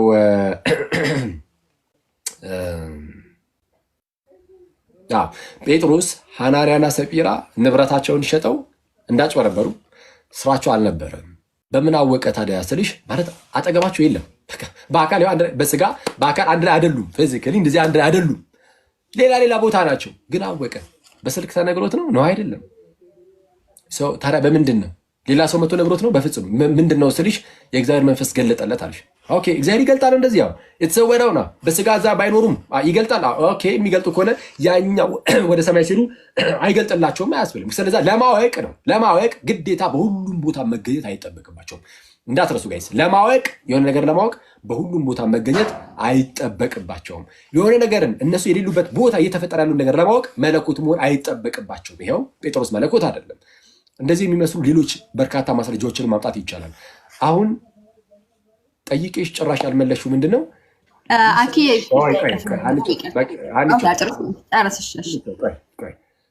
ጠይቄሽ በፍጹም ልመልሽ ያልቻልሽው ምንድን ነው? አይሰሙም የሚለው በእምነት ደረጃ ከሆነ ነው የምላችሁ ጋይስ። በእምነት ደረጃ ከሆነ የያዙት እነዚህ ሰዎች እምነታቸው ከየት ነው የተመሰረተው ብለን እንጠይቃለን። ከመጽሐፍ ቅዱስ ብላናለች ቅድምም። ከመጽሐፍ ቅዱስ ከሆነ እምነታቸው የሚመሰረተው አይሰሙም የሚለው እምነትን እስቲ እዚህ ውስጥ አሳዩ። የለም፣ በቃ የለም፣ ጥቅስ የለም። ሲኖር ከታች ለጥፊው፣ ምክንያቱም ምንም ሰው የለሽ። እኛ ግን እንደሚሰሙ ማሳያ ግን ከመጽሐፍ ቅዱስ ማሳየት ግን እንችላለን። አንተ ከማሳየት በፊት አንድ ነገር ልበል እሺ። ለምሳሌ ጌታ ራሱ ማለት ቅዱሳን እኛን ጸሎት እንዲሰሙ የሚያደርገው ለምንድን ነው? ራሱ ጌታ እየሰማ እንዴት እኛ ወደ እነሱ ጸልየን እነሱ ወደ ጌታ ነግሮት ለምን እንደዚህ ያደርጋል ብለህ አሰብክ? እግዚአብሔር ራሱ እየሰማ እንደውም ኤርምያስ 29 ታነበብ በጣም ግልጽ ነው። ኢሳያስም አለ ክፍል 65። ስለዚህ እንዴት ወደ ድንግል ማርያም ሰምታ ከዛ ለጌታ ነግረው ጌታ እንዲህ አይነት ነገር ኦኬ እሺ መልስሽ። ኦኬ ጥያቄው ምንድነው? አንደኛ አንዱ ለአንዱ ሲማልድ በእግዚአብሔር ፊት ደስ የሚያሰኝ ስለሆነ በእግዚአብሔር ፊት ደስ የሚያሰኝ ስለሆነ አንዱ ስለሌላው ሲማልድ በእግዚአብሔር ፊት ደስ ያሰኛል። ምን አንዱ ለአንዱ ሲጸልይ በእግዚአብሔር ፊት ደስ ያሰኛል? አግል ጥቅስ አለ። የት? አንደኛ ጢሞቴዎስ ምዕራፍ 2 እሺ አውጣልኝ። ጢሞቴዎስ ነው እሱ ነው። ኦኬ እሺ አንብበሽ አውጣልኝ። ጢሞቴዎስ ነው። እሱ በምድር ላይ ነው። እዚህ እኔ እናንተ ነው እዚህ ጋር ሰዎች ችግር የለም። ቆይ አሁን እጠይቅሻለሁ። እሱን ባይዚህ ካደረጉ በኋላ ሲሆን ግን አይወድም የሚል ጥቅስ አምጪ ብለሽ አታመጪም። ግን ተረጋግተሽ ብቻ ስልሽ አለች። ያው በሌና ባንቺ በንግግር ውስጥ ሌላውም ሰው በዛው እንዲማር ነው። አንደኛ ጢሞቴዎስ ምዕራፍ 2 ላይ ይላል ስለ ሰዎች ሁሉ ጸሎት፣ ስለ ሰዎች ሁሉ፣ ስለ ነገስታትም ስለ መኳንንትም ጸሎት፣ ልመና፣ ምልጃ፣ ምስጋና እንዲቀርብ አስቀድሜ ይመክራለሁ ይላል። ስለማን? ስለ ሰዎች ሁሉ ጸሎት፣ ልመና፣ ምልጃ፣ ምስጋና እንዲቀርብ ስለ ሰዎች ሁሉ ለምን ይለና ዝቅ ብሎ ያብራራል። ለምንድን ነው? ሰዎች ሁሉ ይድኑና እውነቱን ወደ ማወቅ ይደርሱ ዘንድ በሚወድ በመድኃኒታችን በእግዚአብሔር ፊት ደስ የሚያሰኝ ይህ ነውና ይላል። የቱ? አንዱ ስለሌላው መጸለዩ፣ መማለዱ፣ ምልጃን ማቅረቡ በእግዚአብሔር ፊት ደስ የሚያሰኝ ነው። ስለዛ በእግዚአብሔር ፊት ደስ የሚያሰኝ ነገር ከሆነ ይህንን ለምን እንደዚህ ያደርጋል ልትይዋት። ሲቀጥል ደግሞ የእግዚአብሔር ጆሮቹ የእግዚአብሔር አይኖች ወደ ጻድቃን ጆሮቹም ወደ ጩኸታቸው ነው ይላል አይደለ? በብሉይም ተጽፏል፣ በሐዲስም ተጽፏል። ጴጥሮስ ይህን ነገር ይደግመዋል። በሐዲስ ኪዳን ሳይቀር ይህ ቃል አለ። በዚህ የእግዚአብሔር አይኖች ወደ ጻድቃን ጆሮቹም ወደ ጩኸታቸው ወደ ልመናቸው ነው ብሎ ይናገራል። ስለዚህ ያዕቆብ ደግሞ ወሰድ ያደረግና በመልእክቱ ምዕራፍ 5 ላይ የጻድቅ ሰው ጸሎት በስራዋ እጅግ ኃይል ታደርጋለች። ኤልያስ እንደኛው ሰው ነበረ እንደኛው ይላል። ስለዚህ ከራሱ ጋር እያነጻጸረ ነው የሚናገረው ራሱ። የጻድቅ ሰው ጸሎት ሲሆን ታላቅ ነገርን ያደርጋል። በእነርሱ ጸሎት፣ በእነርሱ ልመና ጌታ ምህረትን ያደርጋል። በእነርሱ ጸሎት፣ በእነርሱ ልመና ጌታ ታላቅ ተአምርን ያደርጋል። በእኛ ህይወት ውስጥ ነው። ተነበብኩ የጠበቅኩ ነው ያለሁት። አነበብኩ እንዴ ማለት ምንም እኔም እዚህ ጋር እያየሁት ነው ያለሁት። የጢሞቴዎስን በዚህ በምድር እንደውም ላንብብልህ። ከእንግዲህ ሁሉ አስቀድሞ ልመናና ጸሎትን በምልጃና ምስጋና ለሰዎች ሁሉ ለነገስታት 1 በል ለባለስልጣናት 2 እንደሚደረግ አታስባለሁ። ኦኬ ምድር ላይ ነው ለነገስታት ለባለስልጣናት። ለምን ሲባል ቁጥር 2 ላይ ይህም በእውነተኛ መንፈሳዊ ህይወትና በቅድስና ሁሉ በሰላምና በጸጥታ እንድንኖር ነው። ልክ ነው። እሺ ልክ ከምድር አልፈው ወደ ሰማይ ሲሄዱ ግን ይሄ ነገር አይሰራም የሚልበትን ጥቅስ ታስረኛለሽ እንዴ? አኬ እንደውም እኮ እኔ ማነሳው እንትን ላይ ተሰሎንቄ ሐዋርያ ጳውሎስ ምን ያለ መሰለህ? አንቀላፍተው ላሉት ይላል አይደለ? ለላንብብልህ። ቅዱሳን እኮ አንቀላፍተው አይደለ እንዴ? ጥቅስ ስለ ቅዱስ ሲጀመር መጽሐፍ ቅዱስ የተጻፈው ስለ ኢየሱስ ነው። መጽሐፍቶችም ስለኔ ይናገራሉ ብሏል ጌታ ራሱ። ስለዚህ መጽሐፉ ስለሚናገር የተጻፈው ስለኛ አይደለም፣ ስለ ሰዎች ነው። ለምታወሪው መጀመሪያ ጥቅስ ምንም አለ የለም። አይ አሁን ወደ ሰማይ ካደረጉ በኋላ ወደ ሰማይ ከሄዱ በኋላ ወደ ጌታ አሁን ወደ ባይዜ ጳውሎስ ሊሄድ ከጌታ ጋር ምን ልል ነው ናፍቃል ያለው ያ እንደውም ፊልጵስዩስ ምዕራፍ 1 ላይ እንደዛ ብሏል ጳውሎስ። ሊሄድ ከጌታ ጋር ምን ሊሄድ ከጌታ ጋር ልኖር እናፍቃለሁ ያ ልኖር። ስለዛ ጳውሎስ ኑሮን ይቀጥላል አይቀጥልም? እዛ ከጌታ ጋር እንዴ ይቀጥላል እንጂ ወደ ጌታ ነው ሄደ።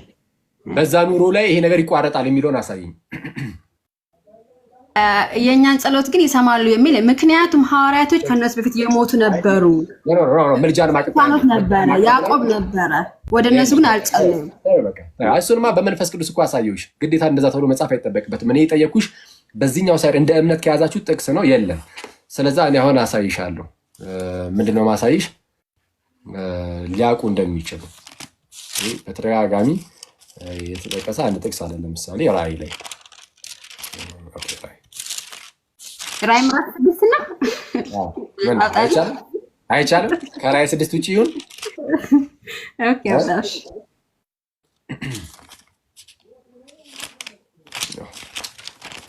በነገራችን ላይ ራእይ ለወደፊት የሚሆን ነው የተፈጸመ ነው አይደለም እርግጠኛ አይደለንም።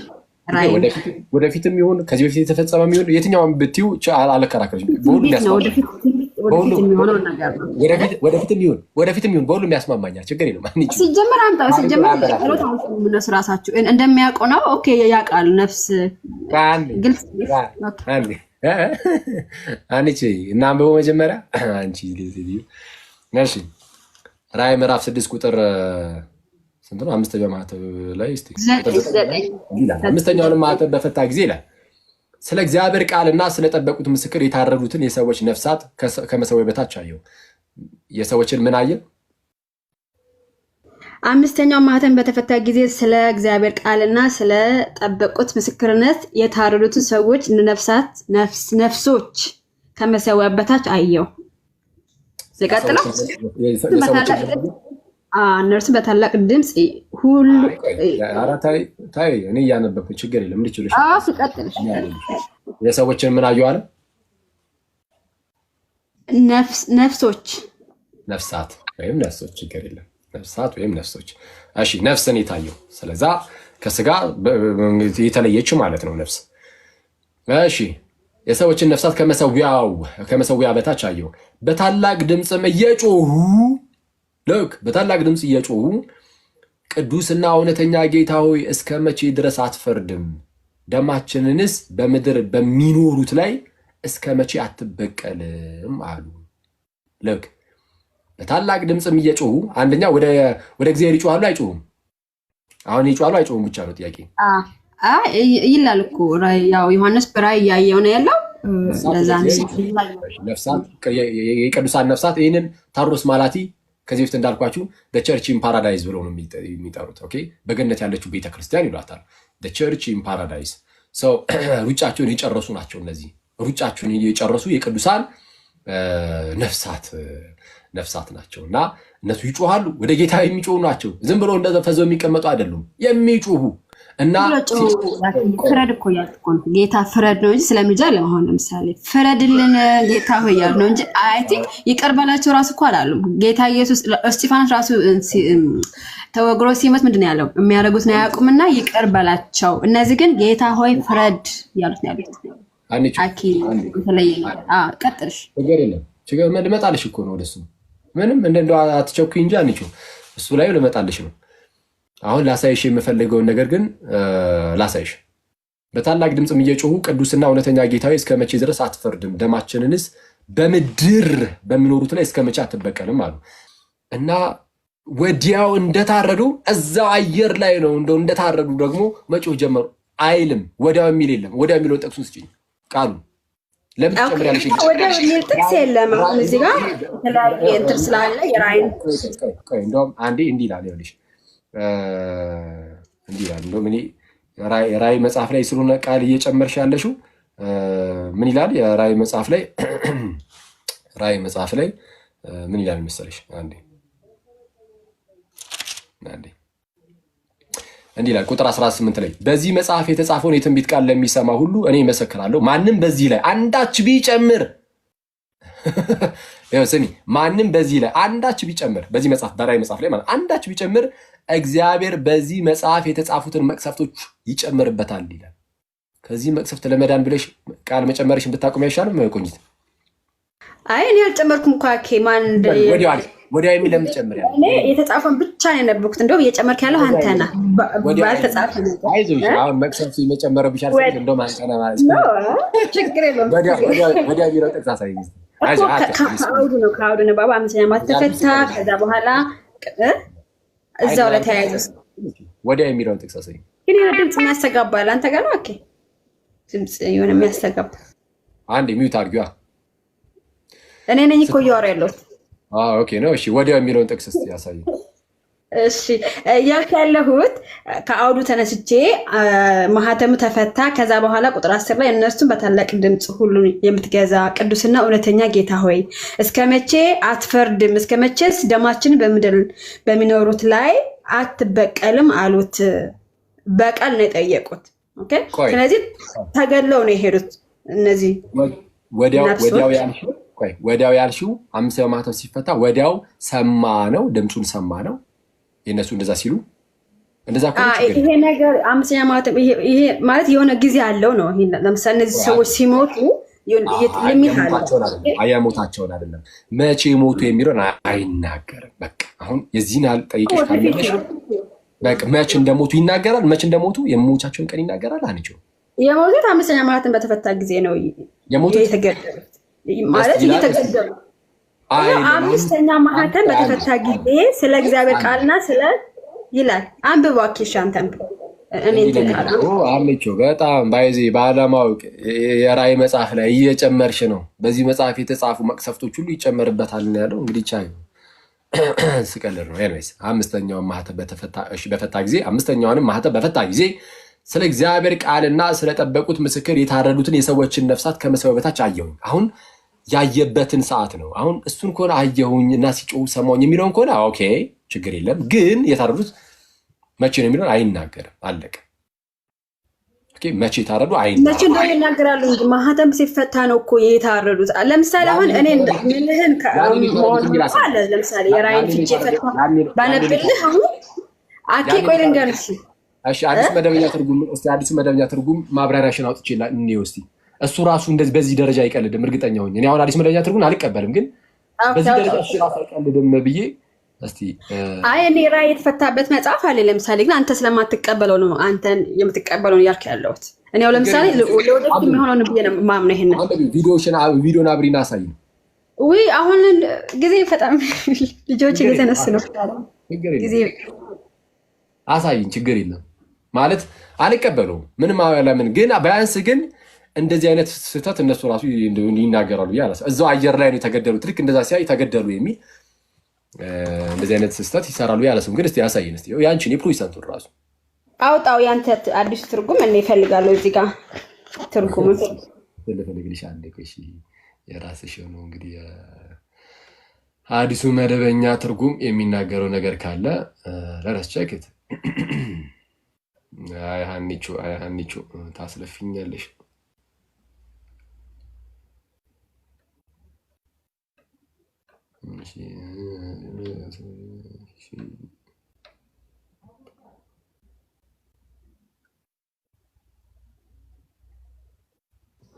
የሆነ ቦታ ደርሼ ስመጣ ስቲል አላችሁ ሰውየው እንዴ አንተ ከሰለቸን ማትወርድ ቆይ እንዴት ኮይን አንተ ጋር መጣ ጋዲ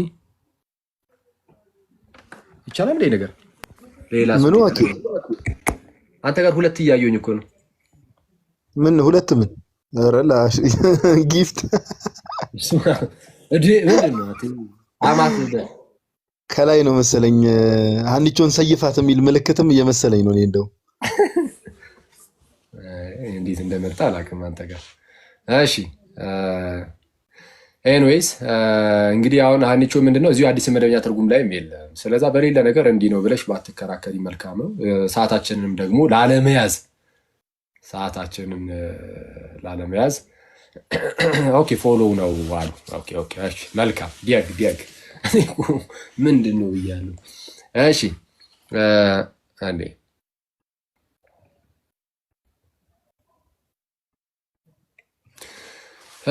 እና በቂ ነው ብዬ አስባለሁ ለማንኛውም እኔ ሐሳቡን እዚህ ጋር ያለውን ሐሳብ ግን ትንሽ ነገር ከመውረድ በፊት ግን ከማስረዳችን በፊት አራተኛውን ማተብ በፈታ ጊዜ የአራተኛውን አምስተኛውን ማተብ በፈታ ጊዜ ስለ እግዚአብሔር ቃልና ስለጠበቁት ምስክር የታረዱትን ሰዎች ነፍሳት ከመሰዊያ በታች አየሁኝ በቃ ከመሰዊያ በታች አየሁ ማን ነው የታረዱትን ሰዎችን ነፍሳትን አየሁኝ ያለው በታላቅ ድምጽም እየጮሁ ቅዱስና እውነተኛ ጌታ ሆይ እስከመቼ ድረስ አትፈርድም ደማችንንስ በምድር በሚኖሩት ላይ እስከመቼ አትበቀልም አሉ በዚህ ልክ ይሄን ጥቅስ ራእይ 6 ነው ብለሽ መጀመሪያ ስተነሺ እነሱማ ያውቃሉ ብለሽ ነበር በዚህ በጣም የሚያስገርመው ለሱ ነው ለእግዚአብሔር ቃል አትታመኑም ያልኩህ ይሄው ያውቃሉ ብላችሁ ስለምትነግሩኝ አዲስ እኮ አይደለሁም አኬ ይሄንን በሰማይ ያለፉት ያውቃሉ ስለዚህ መጥቼ ለማለት ነው ችግር የለም ኤኒዌይስ ምንድነው አንደኛ ያውቃሉ ይሄው እነዚህ ሰዎች ምድር ላይ እየተከሰተ ያለው ነገር አውቀዋል በምን መልኩ አወቁ አናውቅም ያለው ሳይሆን ኖ ነፍሳቶች ይናገራሉ ለማለት ነው እንጂ ምድር ላይ የሚከናወነው ነገር አያውቁም አሁንም ደግምልሃለሁ አያውቁም እንዴት አወቁ እነዚህ ሰየፍካት አኪ ይበቃታል በጣም ዛሬ ከመጠበል 2000 ምናምን ሰው ደካ አድርገን ሐሳቡን ግን ቀጥለው አንተ እና በምድር ላይ የሚፈጠረውን ነገር ያውቃሉና ያንን ተናገሩ ነው እስከ መቼ ነው ማትበቀለው ብለው የተናገሩት በምድር ላይ ምን እየተፈጠረ እንዳለ ስለሚያውቁ ነው ማለት በቀን እስከ ሰዓት ድረስ እንዳሉነ ስለሚያውቁ ይሄ ምልጃ እኮ አይደለም ማለት ሊሉ ይችላል አሁን ምልጃ ነው እያልን አይደለም አሁን ለጊዜው አሁን እየነገርኳቸው ያሉት የትኛው ነው ግን አትሊስት እንደሚያውቁ ኦኬ በምን መንገድ አናውቅም አንተ ነተንም እኛ ተንታኞች አይደለም የስኮላስቲሲዝም የሚባል ነገር አለ የሆነ ነገር ሲመጣ በቃ እሱን ለማብራራት መጋጋጥ አያስፈልገንም እግዚአብሔር ይገልጥላችኋል ኦኬ በምን መልኩ በዛ ነው በዚህ ነው የሚል ነገር ሳንገባ በቃ ይኸው አውቀዋል ምልጃ ነው አይደለም ይሄ ምልጃ ነው ግን ሁለት አይነት ምልጃ አለ አጌንስት የሆነና ኢን ፌቨር ኦፍ አደርስ የሆነ ማለት ነው ስለሆነ ሰው የሆነ ሰውን ወግናችሁ ስለሆነ ሰው ስትጸልዩና ኦኬ እና ደግሞ አጌንስት ሆናችሁ ጸልዩ ምልጃ ኢንቶካኑ አይደለ በግሪኩ ኢንቶካኑ የሚለው ላይ ለምሳሌ ሮሜ ላይ አለ አይደለ ሮሜ 8:34 ላይ ስለኛም የሚማልደው የሚለው ኢንቶካኑ የሚለው ላይ አጌንስት ሆኖም ሊመጣ ይችላል ራሱ ኢንቶካኑ አጌንስት ሆኖ ደግሞ ሊመጣ ይችላል ለምሳሌ እዛው ሮሜ ምዕራፍ 11 ላይ እንዳለው ማለት ነው የቱ ጋር ሮሜ ምዕራፍ 11 ቁጥር 2 ላይ ማለት ነው ሮሜ ምዕራፍ 11 ቁጥር 2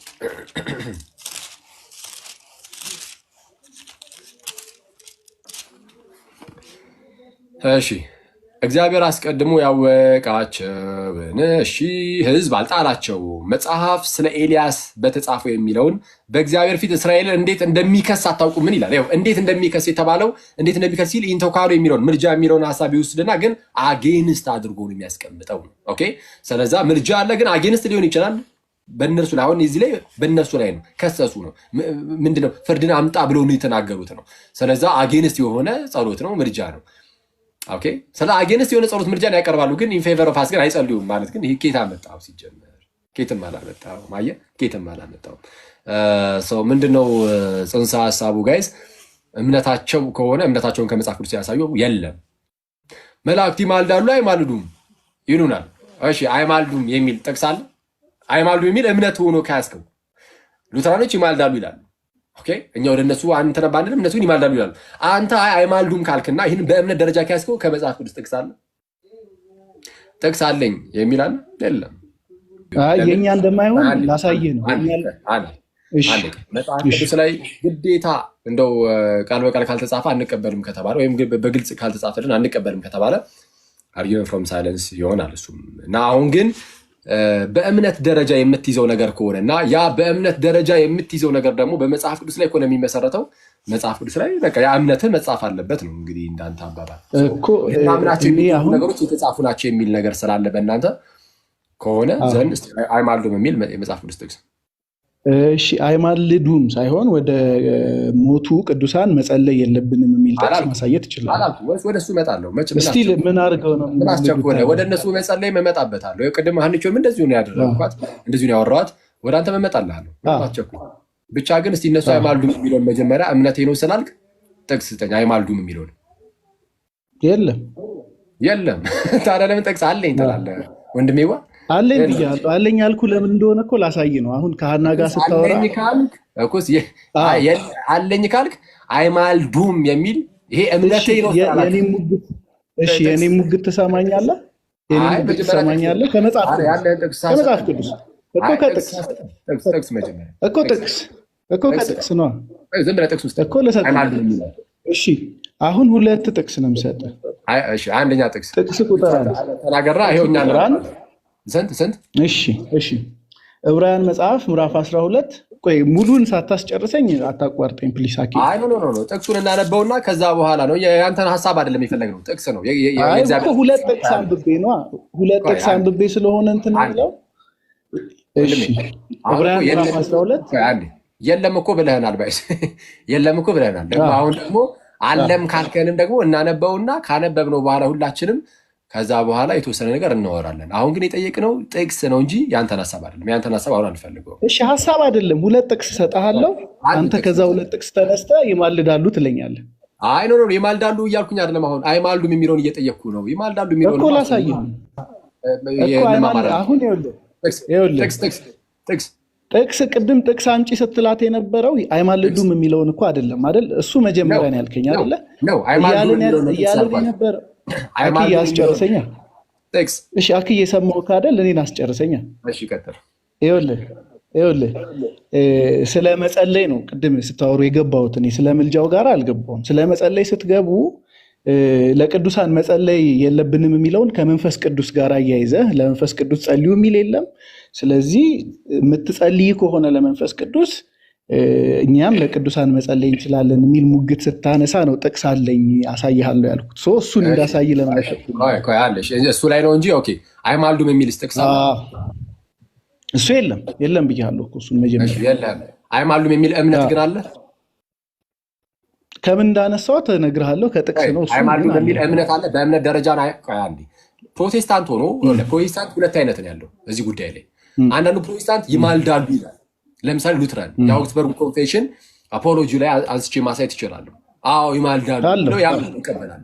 አሁን እንዳንተ አይነቶቹ ደግሞ ፕሮቴስታንቶች ደግሞ አይማልዱም ይላሉ። አይማልዱም ካልክ ነው ለክ አይማልዱም ካልክ እና እምነትህ ከሆነ አሁን አይማልዱም ስትል በእምነት ደረጃ ከሆነ ያዝከው ጥቅስ አሳየኝ ነው። ስለዚህ ጥቅስ የለም። እሺ እዚህ ጋር አሁን የሰራው ሎጂካል ፋላሲ ልንገርህ። ኔጌሽን እምነት አይደለም። ኔጌሽን እምነት አይማልዱም የሚባል እምነት የለም። እሺ እምነቴ ነው ኔጌሽን እምነቴ አይማልዱም የሚባል ኔጌሽን እኮ እንደ እምነት ፖዚቲቭ ነገር ተደርጎ አይቀመጥም። አሁን ይሄ በራሱ ፋላሲ እኮ ግዴታ ፖዚቲቭ የሆኑ ነገሮች ብቻ ናቸው እምነት እያልክ ነው። እስቲ ጥቅስ አንጣ ነው ልልህ ነው። በእውነት የኔን ፖዚቲቭ ነገር እምነት ልንገርህ። ኢየሱስ ይማልዳል፣ ፖዚቲቭ እምነቴ ነው። እሱ ጥቅስ አለኝ። ቅዱሳን አይማልዱም ትላለህ ወይ? አዎ ለምን ስላልተጻፈ።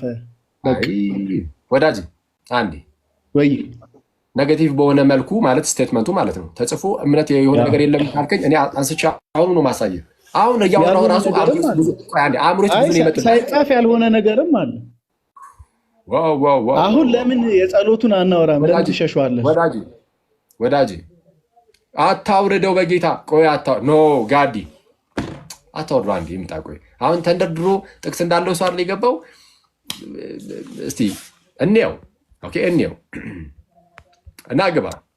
ስትሰማሙ እኮ ነው የምናየው። አኬ ምንድን ነው እንደዚህ የተጫጫው? ምንድን ነው የምናየው? ምንም እኮ አኬ ከቀደሙ እየጠየቀው ማስረጃ የማያቀርም ሌላ ነገር ነው የሚያወራው። ጀለስ ሲጀመር ያው ዜድ አለ ዜድ እናወራው። እሺ ዜድ ሰላም ለእናንተ ይሁን። እንዴት ናችሁ? አኬ ሰላም ናችሁ? ይመስገን አምላክ። እንዴት ነህ? አለሁ ሁሉ አማን እግዚአብሔር ይመስገን አለን። አለሁ። እሺ ምን እያወራን ነው እንግዲህ? አሁን ቅዱሳን ይማልዳሉ የሚለው አይማልዱም የሚለው እምነታችሁ ነው ወይ ለእናንተ? አይማልዱም የሚለው ይማልዳሉ ተብሎ የተጻፈ ስለሌለ አይማልዱም የሚለውን ያው ይማልዳሉ የሚል ስላላገኘን አይማልዱም ብለን ነው የምናስበው። መናገር አንድ ጊዜ ስማኛ፣ እድል ስጠኝ እንጂ። እሺ አላገባም፣ እድል ስጠኛ። የጠየቀኝ ንገረኝ እኮ ነው። አላገባም አግብቶ ኢየሱስ ክርስቶስ በምድር እያለ ሚስት አግብቷል የሚል መጽሐፍ ቅዱስ ላይ ስለሌለ ሰው ቢሆንም ያንን ደግሞ ካላደረገ ደግሞ ማለት አግብቷል ካላለን ደግሞ ለወሲብ ፈጽሟል ልንል የምንችለው። ስለዚህ አግብቶ ነበረ ሊያስወርድ ነው። እንደዚህ ጮኸ ለመውረድ እኮ ነው የመጣው። አዝናለሁ። አንዴ እየሰማ አላገባም ኢየሱስ በስጋ ሲኖር። ማስረጃ የለም፣ መጽሐፍ ቅዱሳዊ ማስረጃ የለም። አላገባም የሚል ማስረጃ የለንም። ማስረጃ የለንም። እኔ እስከዛሬ አላየውም። እንግዲህ መጽሐፍ ቅዱስ ላይ አግብቶ ነበር የሚል አላገባም የሚል እኮ ነው ያልኩህ እኮ። አግብቶ ነበር የሚል ስለሌለ አላገባም። በአጭር ቃል አግብቶ ነበረ የሚል ከሌለ በቃ ምንም ቢፈጠር አላገባም። እሺ እመቤታችን አግብታ ነበር የሚል አለ? ልጆች እንዳላት መጽሐፍ ቅዱስ ይናገራል። አግብታ ነበር የሚል አለ? ታጭታ እንደነበረ መጽሐፍ ቅዱስ ይናገራል። ከዛ በኋላ ደግሞ ታጭታ እንደነበረ ይናገራል። ከዛ በኋላ ደግሞ ልጆች እንዳላት፣ ከዛ በኋላ ወደዛ ለምን አታልፍም? ቆይ አንዴ። ልጆች እንዳላት ይናገራል። ልጆች ካላት አግብታለች። ባጭር ልጆች አላት የሚል ጥቅስ ስጠኝ። ጥቅስ ወንድሞቹ ልጆች አላት የሚል ጥቅስ አለ ብለኛል። ጥቅስ እሱ እሰጣለሁ። ወንድሞቹም ይላል መጽሐፍ። ልጆች አላት የሚለውን ጥቅስ እመቤታችን ልጆች አላት የሚል ወይም የእሷ ልጆች ተብሎ የተጠቀሱ ጥቅስ ምን ችግር አለው? ላወጣለን። ንገረኝ፣ እኔ ላወጣለን። ቆይ ላወጣለን ወንድሜ። አንዴ ልጆች አሏት የሚል አግብታለች በመጽሐፍ ወንድሙስ ብሎ ሰርቻለሁ። ምን አልኩ? ወንድሙስ ብሎ ሰርቻለሁ።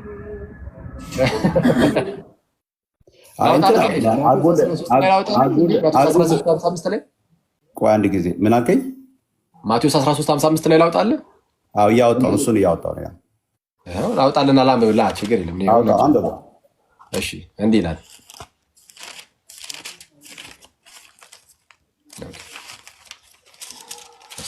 የድንግል ማርያም ልጆች ይላል። አሜዚንግ። አኬ ጥያቄን እስኪ ያስታውሰን አንዴ። የእመቤታችን ልጆች።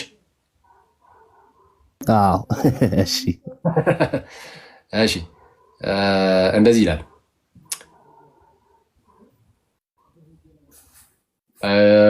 ቁጥር 55 ላይ ይህ የጸራቢው ልጅ አይደለምን ይላል። የጸራቢ ልጅ፣ ጸራቢ የተባለው ማነው? ዮሴፍ ልጅ ነው ኢየሱስ። በቤቱ ያደገ ስለሆነ ልጁን በቤቱ ያደገ ስለሆነ እንጂ በስጋ የራሱ ልጅ አይደለም። ግን ልጁ ተብሎ ግን ተጠርቷል። በስጋ የእርሱ ልጅ አይሆንም። በጣም ጥሩ። ይህን እንዳትረሱ። ይህ የጸራቢ ልጅ አይደለምን? እናቱስ ማርያም ትባል የለምን? ወንድሞቹስ ብሎ ያዕቆብና ዮሳ፣ ስምዖንም ይሁዳም አይደሉምን? እህቶቹስ ሁሉ በእኛ ዘንድ ያሉ አይደሉምን? ይላል። እነዚህ ልጆች እንግዲህ ኢየሱስ የዮሴፍ ልጅ ተብሎ ዮሴፍ ልጅ ከተባለ እነዛ ልጆች ነሰሰርሊ የማርያም ልጆች እንደመሆናቸው በምን ያሳያል? እዚህ ጋር የማርያም ልጆች የሚል እዚህ ጋር ጠቅሴት አለ። እስቲ በጌታ በጣም ጥሩ ጥያቄ። እሺ እድል ስጠኝ። በጣም ጥሩ ጥያቄ። ኦኬ፣ በደንብ አድርጋችሁ ስሙኝ። ከታችም ከላይም ያላችሁ በደንብ ስሙኝ። ሚዩት እንዳታደርጊ ፕሊዝ። በደንብ ስሙኝ። ኢየሱስ የዮሴፍ ልጅ አለመሆኑን ያወቅነው በሉቃስ ወንጌል ምዕራፍ 1 ቁጥር 27 ላይ መልአኩ መጥቶ ለማርያም ስለነገራት ነው። ያወቅነው የዮሴፍ ልጅ መሆኑን እኛ ያወቅነው። እኛም ብንሆን እንደነዚህ ሰዎች አብረን ብንሆን ኖሮ ዮሴፍ በማርያም ቤትና በማን ነው ኢየሱስ በማርያም ቤትና ቆይ አንድ ጊዜ ሰማ ፕሊዝ አታቋርጥ ብያለሁ። ስብከት እንድትሰብክ አይደለም እኮ የከፈትኩልህ። የጠየቅኩት ጥያቄ መጀመሪያ አስታውሰኝ። ኦኬ፣ የዮሴፍ ልጅ ሌሎቹ ኢየሱስ ክርስቶስ የዮሴፍ ልጅ ተብሏል። ሌሎቹ የዮሴፍ ልጅ ማለት ሳይወልደው ከተባለ እነዛንስ መውለዷን በምን አወቀን ነው አይደል? የማርያም ልጆች መባሉን ከየት አመጣው? እዚህ ጋር የማርያም ልጆች ይላሉ ወይ ነው? ቀጥታ ወደሱ ገባ። የማርያም ልጆች የሚለውን አሳየኝ። የማርያም ልጆች የሚለውን እንዴ? ይኸው እኮ አሁን እኮ አንተ አነበብከው ራስህ። እየሰማኸኝ ካላወራህ አንግባባም። ኦኬ፣ የማርያም ልጆች ብሎ ነው የሚያስቀምጣቸው መጽሐፉ ወይስ አይደለም? ነው ወይም አይደለም? ወንድሞቹ እህቶቹ ብሎ ይጠቅሳል። የጠየኩህን አትሰማም እንደ አንተ? ያው መለስኩልህ። አይ ኖ ዜድ ነው ፕሊዝ። እንግዲህ እንደዚህ እንትን አንበል። ስትጠየቅ የምትጠየቀውን መልስ፣ ከዛ በኋላ ማብራሪያውን ታስቀምጣለህ አልኩህ እኮ። ስለዚህ አንተ እነዚህ ሰዎች በቤቱ ያሉ አይደሉም ማለት አንዴ ቆይ፣ እኔ እንደዛ አላወራሁም። ቆይ አንዴ፣ የኔንማ ሀሳብ መች ሰማ? እኔ ከዚህ በፊትም ሳስረዳው አትሰማ። ስለ እመቤታችን ድንግልና ሳወራ እኮ ይህን ነገር እኮ አንስቼ እኮ አብራርቼ ነበረ ከታሪክ አንጻር ማለት ነው። ኦኬ፣ አሁን እሱን አንድ የያዘውና መጽሐፍ ቅዱስ ላይ ነው የምልህ የማርያም ልጆች ተብለው ከኢየሱስ ውጭ የተጠቀሱ አሉ ወይ? ዮሐንስ ተጠቅሷል መስቀል ላይ እነሆ እናትህ እነሆ ልጅሽ ስለሚል ራሱ ኢየሱስ። ዮሐንስ ደግሞ የእርሷ ልጅ እንዳልሆነ እናውቃለን። ከዛ ውጭ ግን የድንግል ማርያም ልጆች ወይም የማርያም ልጆች ተብሎ ከኢየሱስ ውጭ የተጠቀሰ አለ ወይ? በቤቱ ያሉት ተጠቅሰዋል። የማርያም ልጆች የሚለውን ጠቅስ ስጠኝ። ተጠቅሰዋል ብለሃል። የማርያም ልጆች ተብሎ የእናትስ ማርያም አይደለችም ወይ ተብሎ ተጠይቆ ልጆች ዜዶ ውረድ፣ በቃ ይቅርታ። ወይም ሚዩት አድርግና ተቀመጥ። ዝም ብለህ ቁጭ ብለህ ባትወርድም ችግር የለም፣ ግን ከአሁን በኋላ እንዳታወራ እሺ? ሚዩት አድርገው፣ ሚዩት አድርገው ፕሊዝ። ይሰማል? አዎ ይሰማው ነው። ለምን ፈልገህ ነው እንደዛ? አይ በቃ ሚዩት አድርገው። ማውራቱ እንድታወራ አልፈለግኩም። በቃ ተው። ጭቅጭቅ ስለሆነ ጭቅጭቁን አልፈለግኩትም አሁን እንድንጨቃጨቅ እንዲሁ ድርቅና ስለሚሆን። ምክንያቱም መጽሐፍ ቅዱሳችን ላይ የማርያም ልጆች ተብለው የተጠቀሱ የሉም። ኦኬ፣ የሉም። የማርያም ልጆች የሚል ጥቅስ የለም። ጥቅስ አምጡ ሲባል የለም። ወንድሞች ተብሏል። ታዲያ ወንድሞች ቢባል እንዲሁ የግዴታ እንደ ወንድሞች ስለተባለ ብቻ በቃ የእናት ልጆች ስለሆኑ ነው ይባላል? እንደዚህ አይነት ድምዳሜ ከየት መጣ? የለም። አየህ፣ ጥቅስ አምጡ ሲባል የለም። ቢጠየቅ ጥቅስ ከየት ይምጣ? ምንም ጉዳይ የትኛውም የእምነት ላይ እዚህ ላይም ሆነ አስቀድሞ የጌታችንን አግብቷል ብሎ የተነሱ ሰዎች አሉ። አግብቷል፣ ኦኬ፣ አግብቷል ብሎ የተነሱ ሰዎች አሉ። ኦኬ፣ በክርስትና ውስጥ ጌታችን ኢየሱስ አላገባ ማለት ጋብቻን የምንጸየፍ ሆነን አይደለም። አክቹዋሊ ጋብቻን የምንጸየፍ ሆነን ሳይሆን ግን ኢየሱስ እርሱ በስጋ የተገለጠ አምላክ እንደመሆኑ እንዲህ አይነት ነገር ውስጥ የለም፣ አልገባም። ምንድነው መጽሐፍ ቅዱስ ላይ ግን አላገባም የሚል ቃል በቃል አለ። እንደዚህ አይነት አገላለጽ የለም። አሁን ቃል በቃል እንደዚህ አላገባም አይልም፣ ግን አላገባም የሚል እምነትን ነው የተያዘው። አላገባም አግብቷል የሚለውን አንቀበልም። የምንቀበለው አላገባም የሚለውን ነው ከተባለ የምትቀበለው አላገባም የሚለውን ከሆነ እንግዲያውስ አላገባም የሚለው መጽሐፍ ቅዱስ ላይ አለ የለም። ግን ነሰሰርሊ ግን መጽሐፍ ላይ መጠቀስ አይጠበቅበትም። እንደዚህ እንደው እያንዳንዱ ነገር መጠቀስ አለበት የሚል የለም። እንደዚህ አይነት እምነት በእኛ ዘንድ የለም፣ በክርስትና ውስጥ የለም፣ በመጽሐፍ ቅዱስ ላይም የለም። ፎርዛም ማተር መጽሐፍ ቅዱስ የሚያዘን እንደው እያንዳንዷ ነገር እዚች ላይ ተጽፋለች፣ ስለዚህ ከዚህ ውጭ ምንም ነገር አትስሙ፣ እንደዛ አይልም። መጽሐፍ ቅዱስ የራሱ የሆነ መረዳት አለው። መረዳቱን እንድታውቀው ከጥንት ጀምሮ የመጣውን ትምህርት መያዝ አለበት። ከጥንት ጀምሮ የመጣውን ትምህርት ይዘህ በዛ ትምህርት ላይ ተመስርተህ መጽሐፍ ቅዱስን ታነባለህ። ስለዛ መጽሐፍ ቅዱስ ብቻ የሚሉ ወንድሞቻችን ይኸው ገብተው መጽሐፍ ቅዱስ ጥቅስ አምጡ ሲባሉ ምንም አይነት ጥቅስ ማምጣት አቅቷቸው ሁሉም እንግዲህ ወርዷል ማለት ነው። ያየነው እሱን ነው። ቅዱሳን አይማልዱም። እምነታችሁ ነው? አዎ። ከመጽሐፍ አምጡ የለም። የድንግል ማርያም ልጆች አሏት የሚል ጥቅስ አለ? አለ። እሺ አምጡ። ወንድሞች የሚል ነው ያለው። ልጆች የሚል አለ? አዎ አለ። እስቲ አምጡ ወንድሞች። ድንግል ማርያም ልጆች አሏት ወይ የሚል ጥቅስ አለ? አለ። በግልጽ የለም። ያው ማምጣት አቅቷችኋል ጋይስ። ኦኬ። ዮሐንስ እመቤታችንን ይጠቅሳል።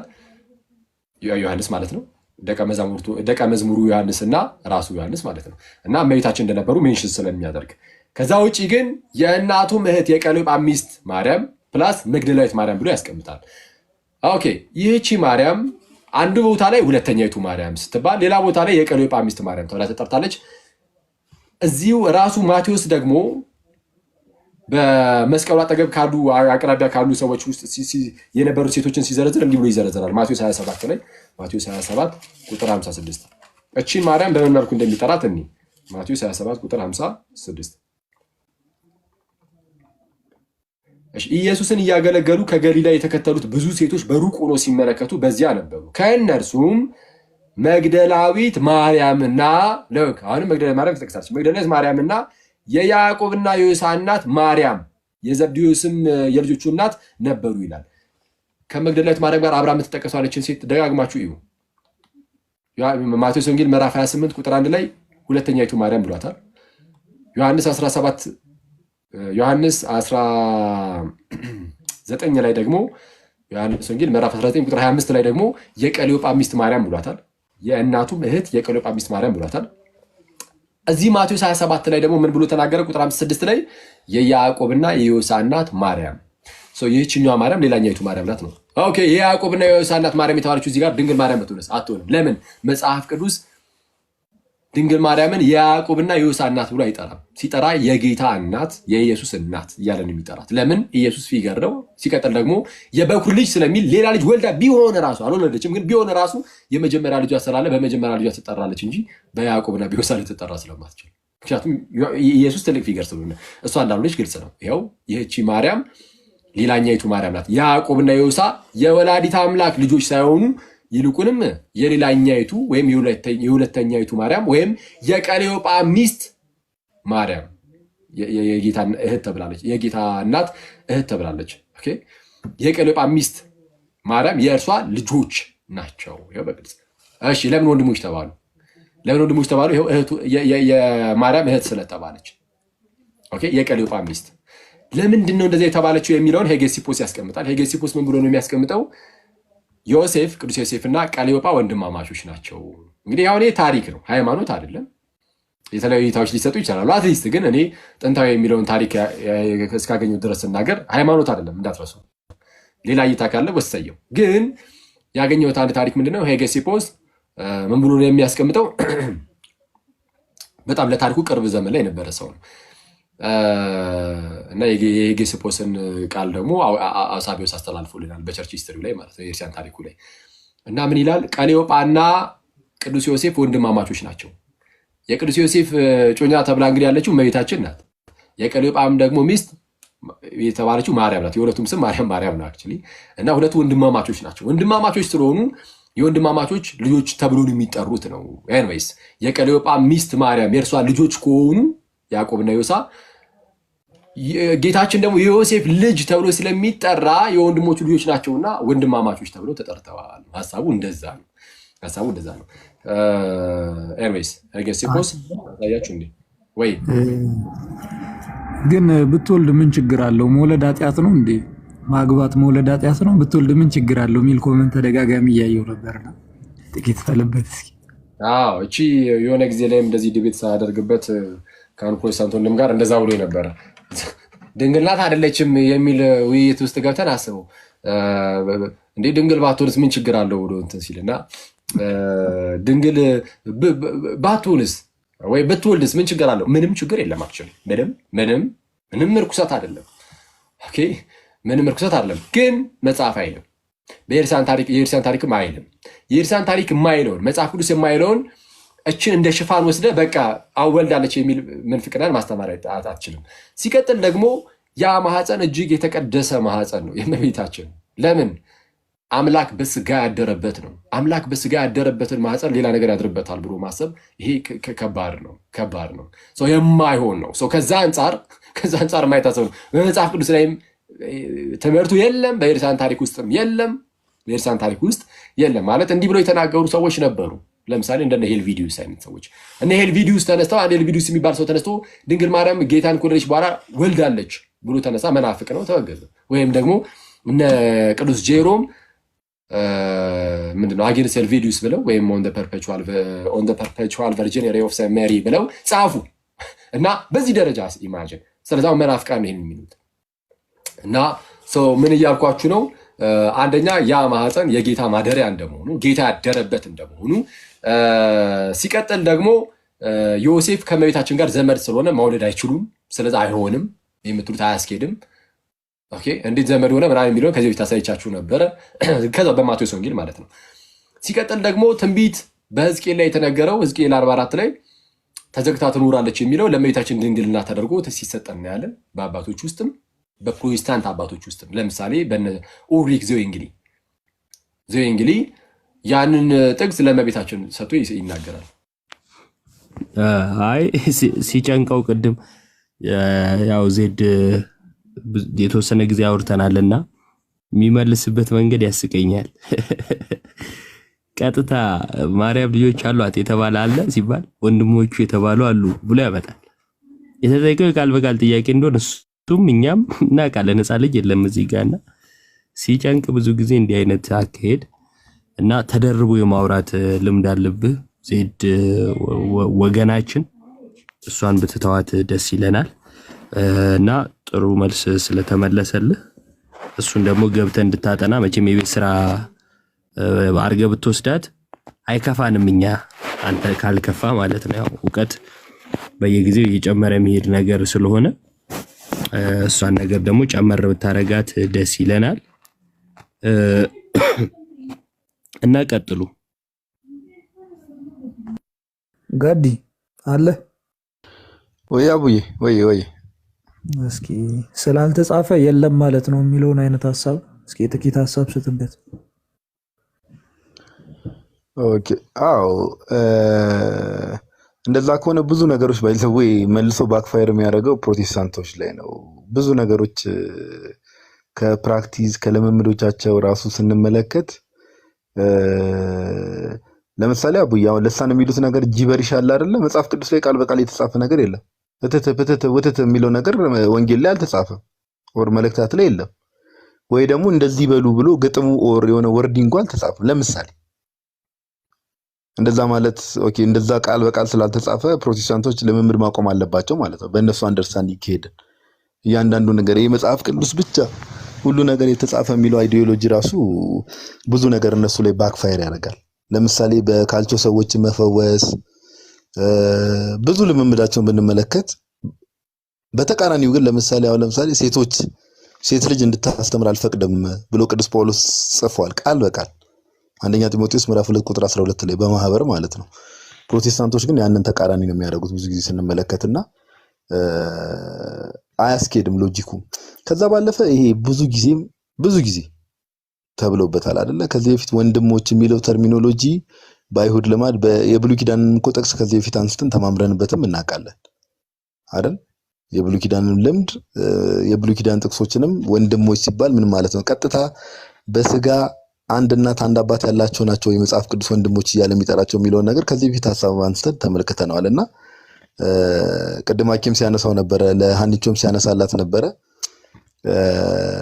ወደ መንፈስ ቅዱስ ለምሳሌ የጸለየም ወደ ጸልዩ ተብሎ የተጻፈም ነገር መጽሐፍ ቅዱስ ላይ ለምሳሌ የለም። ስላሴ የሚል ቃል ለምሳሌ ቃል በቃል መጽሐፍ ቅዱስ ላይ የተጻፈ ነገር የለም። ለምሳሌ እነዚህ ነገሮችን እንመልከት። ወደ መንፈስ ቅዱስ የጸለየም የለም፣ ጸልዩ ተብሎም አልተጻፈም። ከዛ ባለፈ ደግሞ ስላሴ የሚለው ቃል ትሪኒቲ የሚለው ቃል ራሱ ቃል በቃል መጽሐፍ ቅዱስ ላይ የለም። ኦኬ አሁን ቅድም ዜድ ያነሳውን አርጊመንትና ላይክ አፕላይ እናድርግ ከተባለ ምንድነው ስላሴ የሚል ቃል መጽሐፍ ቅዱስ ላይ ስለሌለ ስለዚህ ተቃራኒውን ነው የምንወስደው ስላልተጻፈ። ይሄንን ስለምን አፕላይ ያደርግም ለራሱ? ኦኬ ስላሴ የሚል ቃል መጽሐፍ ቅዱስ ላይ ከሌለ የዜድን አርጊመንት እንያዝና ስለዚህ የተጻፈ ነገር ከሌለ ተቃራኒውን ነው የምንወስደው ካለ ኦኬ ስላሴ የሚል ቃል ለምሳሌ መጽሐፍ ቅዱስ ላይ የለም። ስለዚህ ማመን ያለባቸው ስላሴ የሚለውንም ተርሚኖሎጂ መጠቀም የለባቸው። ለምን? የተጻፈ ነገር ስለሌለ። ኦኬ እና አንዳንዴ ያው ወንድሞቻችን የሚያነሱት አርጊመንት ትንሽ ከባድ ነውና ጥሩ ነው። ብቻ ብዙ ነገር አይተንበታል። አቡዬ የምጨምረው ነገር ካለም እዚህ ላይ ጨምርበት። ስፒሮስ የት አለ? ስፒሮስ አስገቡ እያለ ነው። ስፒር ገስት ላክ ካለ ሜቢታችን ላይ ቀጥሎ አቡይ ሄሉንም አስገባት ከቻለች። ለማንኛውም እንደተባለ ነው ያው የተነሳው ርዕስ ከቅዱሳን ምልጃ ጋር በተያያዘ ነውና የቅዱሳን ጸሎት ከሞት በኋላ ይቋረጣል የሚል መጽሐፍ ቅዱሳዊ ክፍል ከሌለ፣ ከሞት በኋላ አይጸልዩም የሚል ከሌለ፣ እነሱ ይጸልያል የሚል አቋም ይዘው ግን ደግሞ እንትን ምንድነው አይጸልዩም ያልነው ይጸልያሉ የሚል ስላልተጻፈን ይላሉ። ይጸልያሉ የሚል ካልተጻፈ አይጸልዩም የሚልም ስላልተጻፈ ይህንን ነው እኮ ቅድም አኬ ሲናገር የነበረው። ይጸልያሉ የሚል ካልተጻፈ እኛውን ማስረዳት እንችላለን ብለን ነው ምናምነው እንደተጻፈ በመጽሐፍ ቅዱስ ላይ በመጽሐፍ ቅዱስ መሰረት ቅዱሳን ከሞት በኋላ መጸለይ ይችላሉ የሚለውን ማስየት እንችላለን ብለን እናምናለን። ግን እነርሱ መጸለይ እንደሚቻል አልተጻፈም ካሉ ስላልተጻፈ አይጸልዩም የሚለውን እስከ አመጡት። አይጸልዩም የሚለውስ መች ተጻፈ ነው እኮ አሁን አርጊመንቱ። ይሄ ራሱ እንደው ደስ የማይል አካሄድ ነው። ትዕቢት እንደ ትዕቢት ነው። ጳውሎስ ከክርስቶስ ጋር እኖራለሁ አለሁ እያለ አይ ከሞተ በኋላ አይኖርም እያልክ እየተከራከርክ አንተ ግን እዚህ ቁጭ ብለህ እኔ በሰማይ በአብ ቀኝ ተቀምጫለሁ ደግሞ ትላለህ። እና እሱ በራሱ ይጋጫል ብዬ አስባለሁ። ቃልዮት ያሰማልን ዮባዬ። አሁን ምንድነው መሰላችሁ መሀል እያመጣው ያለው ሐሳብ ምንድነው?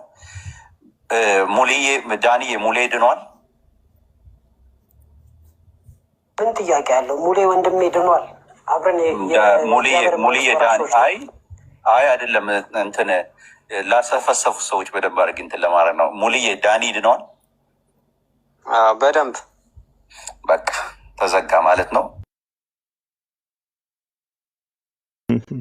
አይሄሉ መዳን በሁለት ሰዎች ሲረጋገጥ ማለት ነው። አንዱን ድኗል ይላል፣ አንዱ ድኗል ሲል በቃ ይሄው ድኗል አለቀ ብሎ ዘጋው ማለት ነው። ስለዚህ መዳንህን ሁሉ ሊወስንልህ ይችላል ማለት ነው። ዜድ ይመቸው። ሙለታ እንኳን መወሰን ይችላል። ስፒር ሰላም ብያለሁ። እኔ እኮ ልቅጠራችሁ አልኩኝ፣ ሁሉንም እያመጣው እንዲጠይቁ እንዲያረጋግጡ እነዚህ ሰዎች ድነዋል እያልኩኝ። አኬ እስቲ አዲሱ መደበኛ ትርጉም ላይ ዮሐንስ 19:25ን እንዴት እንደተረጎሙት ይው ምን እንደሚል አንብበከዋል። እንዲህ ይላል፣ በኢየሱስ መስቀል አጠገብ እናቱ የእናቱ እህት እንዲሁም የቅሌዮጳስ ሚስት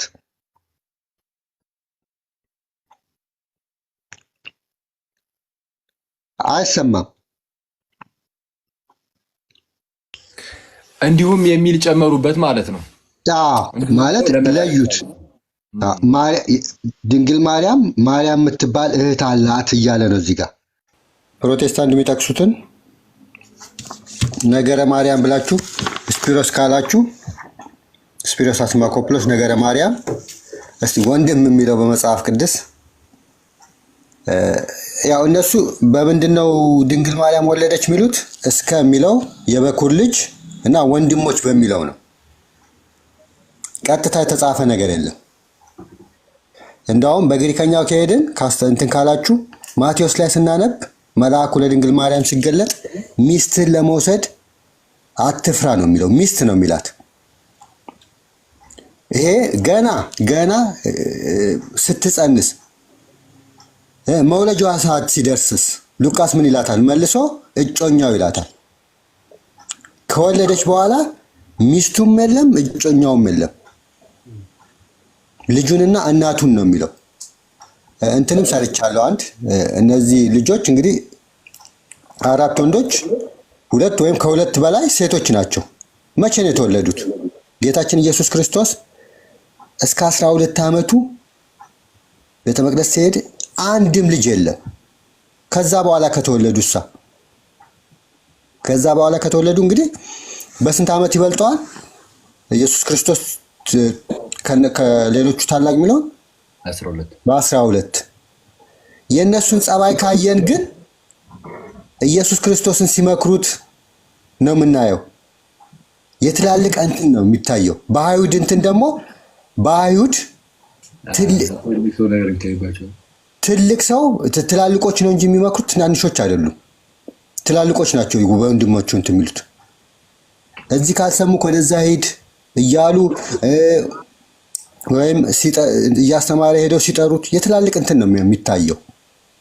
እሺ እነዚህ 7 ልጆች 6 ልጆች አሉት እንበል። ገና በእቅፍ እያለ ነው ኢየሱስ ክርስቶስ የተሰቀለው። እንዴት ነው ከነዚህ ከልጆቹ ከ6 ልጆች የሚለያት? እንዴት ነው ለባዳ ለዮሐንስ የሚሰጣት? ብዙ ጥያቄ የሚመልሱት አለ ፕሮቴስታንቶች። ወንድሞች የሚለውን እስቲ ወንድሞች እና እህቶች የሚለውን በመጽሐፍ ቅዱስ ሺህ ወንድሞች 7,000 10,000 እያለ እኮ ይጽፋል መጽሐፍ ቅዱስ ላይ። የአንድ እናት ማለት ነው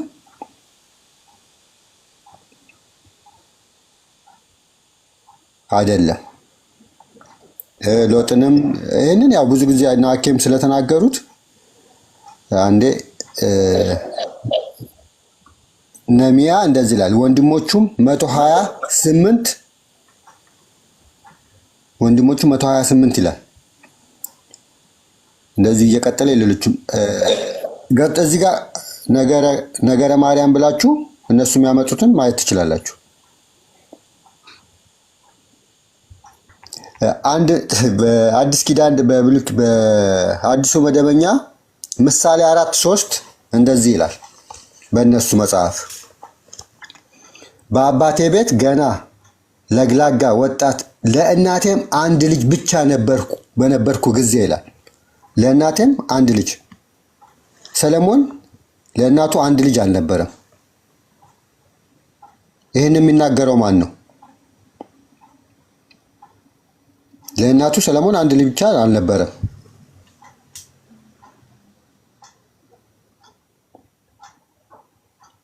እና ይሄንንም እስቲ እዩት። አመሰግናለሁ። ቴንክ ዩ ስፒር። እግዚአብሔር ያክብርልን፣ ቃሎት ያሰማልን። እናመሰግናለን። አንቺ እሺ ቀጥይና እንጨርስ። በቃ ለስፒር ያው እንትን ለመስጠት ብዬ ነው ዝም ያልኩት ያቋረጥኩት። አይ እኔ I just wanted to ask እመቤታችን ወልዳለች ብለው በጣም ያንን ሀሳብ እንትን የሚሉ ሰዎች of all the plausible explanations የጌታ ወንድሞች ስለሚለው ከተሰጡት ማለት ነው of all of those explanations ለምንድን ነው እመቤታችን ወልዳለች የሚለው ኤክስፕላኔሽን አፒል የሚያደርግላቸው የሚል ነገር ጥያቄ ሆኖብኛል። ማለት እሺ ከነዚህ ሁሉ ውስጥ እሷን ብቻ ለምን መረጡ? ይሄንን በጥያቄ እንዲሁን ተውና ያው ምንም መልስ የሚገኝለትም አይሆን ይሆናል። ግን እኔ እመቤታችን ሌሎች ልጆች አልወለደችም የሚለውን ነገር መጀመሪያ የተማርኩት ከአንድ አድቬንቲስት በጣም የታወቀ ፓስተር ነው። ገላትያ ምዕራፍ 4 ላይ አጋርንና ሳራን አድርጎ ያነጻጽራል። ግጥም የጸጋ ልጆችንና የሕግ ልጆችን አድርጎ ነው የሚያስቀምጠው ራሱ ዛሬ እንደዛ ወደ ሁለት ይለያያል። የባሪያይቱ ልጆችና ደግሞ የጨዋይቱ ልጆች እያለ ያነጻጽራል። እርግጥ ነው ይሄ እንደምሳሌ ተጠቅሳለች። ግን ይህ ማለት እመቤታችንና ሳራን አነጻጽሮ በቅዱስ ሚካኤል እንደው ሳራ ትበልጣለች ነው ከእመቤታችን? ይሄ በጣም የሚያስቀው ጌታን እኔ እንደዛ ብሎ የሚያስብ ከሆነ ሰውዬ በጣም የሚያስቀው እና ምንም መለኮት ያወራል። ውስጡ አወራ ችግሩ እሱ ነው። ውስጡ ደግሞ መለኮት ያወራል። አሁን ጥቀስ ቢባል ችግሩ ውስጤ መለኮት አወራብኝ ይላል እና ጥቅስ የለም ነብይ የለም እንዴ እናቴ የከፍተህ ነበር ይመስለኝ። አንተ ነው ያልከው እኔ የእሱን የከፈክ ነበር ይመስለኝ። እና እንዴ ለመድ ነዋ ሄዱ አስለመደችን እኮ ነብይ የለም የሚለው ሳራን እናታችን እንላለን ያለው ሶሪ ዮቤት አይ ሳራ ከመቤታችን ትመጣለች አይነት ነገር እናታችን እንላታለንም ብሏል። ግን እግዚአብሔር በልጁ ተናግሯል። በዚህ ሰዓት ነብይ የለም በቃ ነው እኔ ያለውን ይመቸው እና ሳራን እናታችን ካለ እመቤታችን እናቴ እላታለሁ ነው ወይስ አልልም? እላለሁ እሱን በጌታ እናቴ ናት አለ። ግን ከሳራ ግን አትበልጥም ነው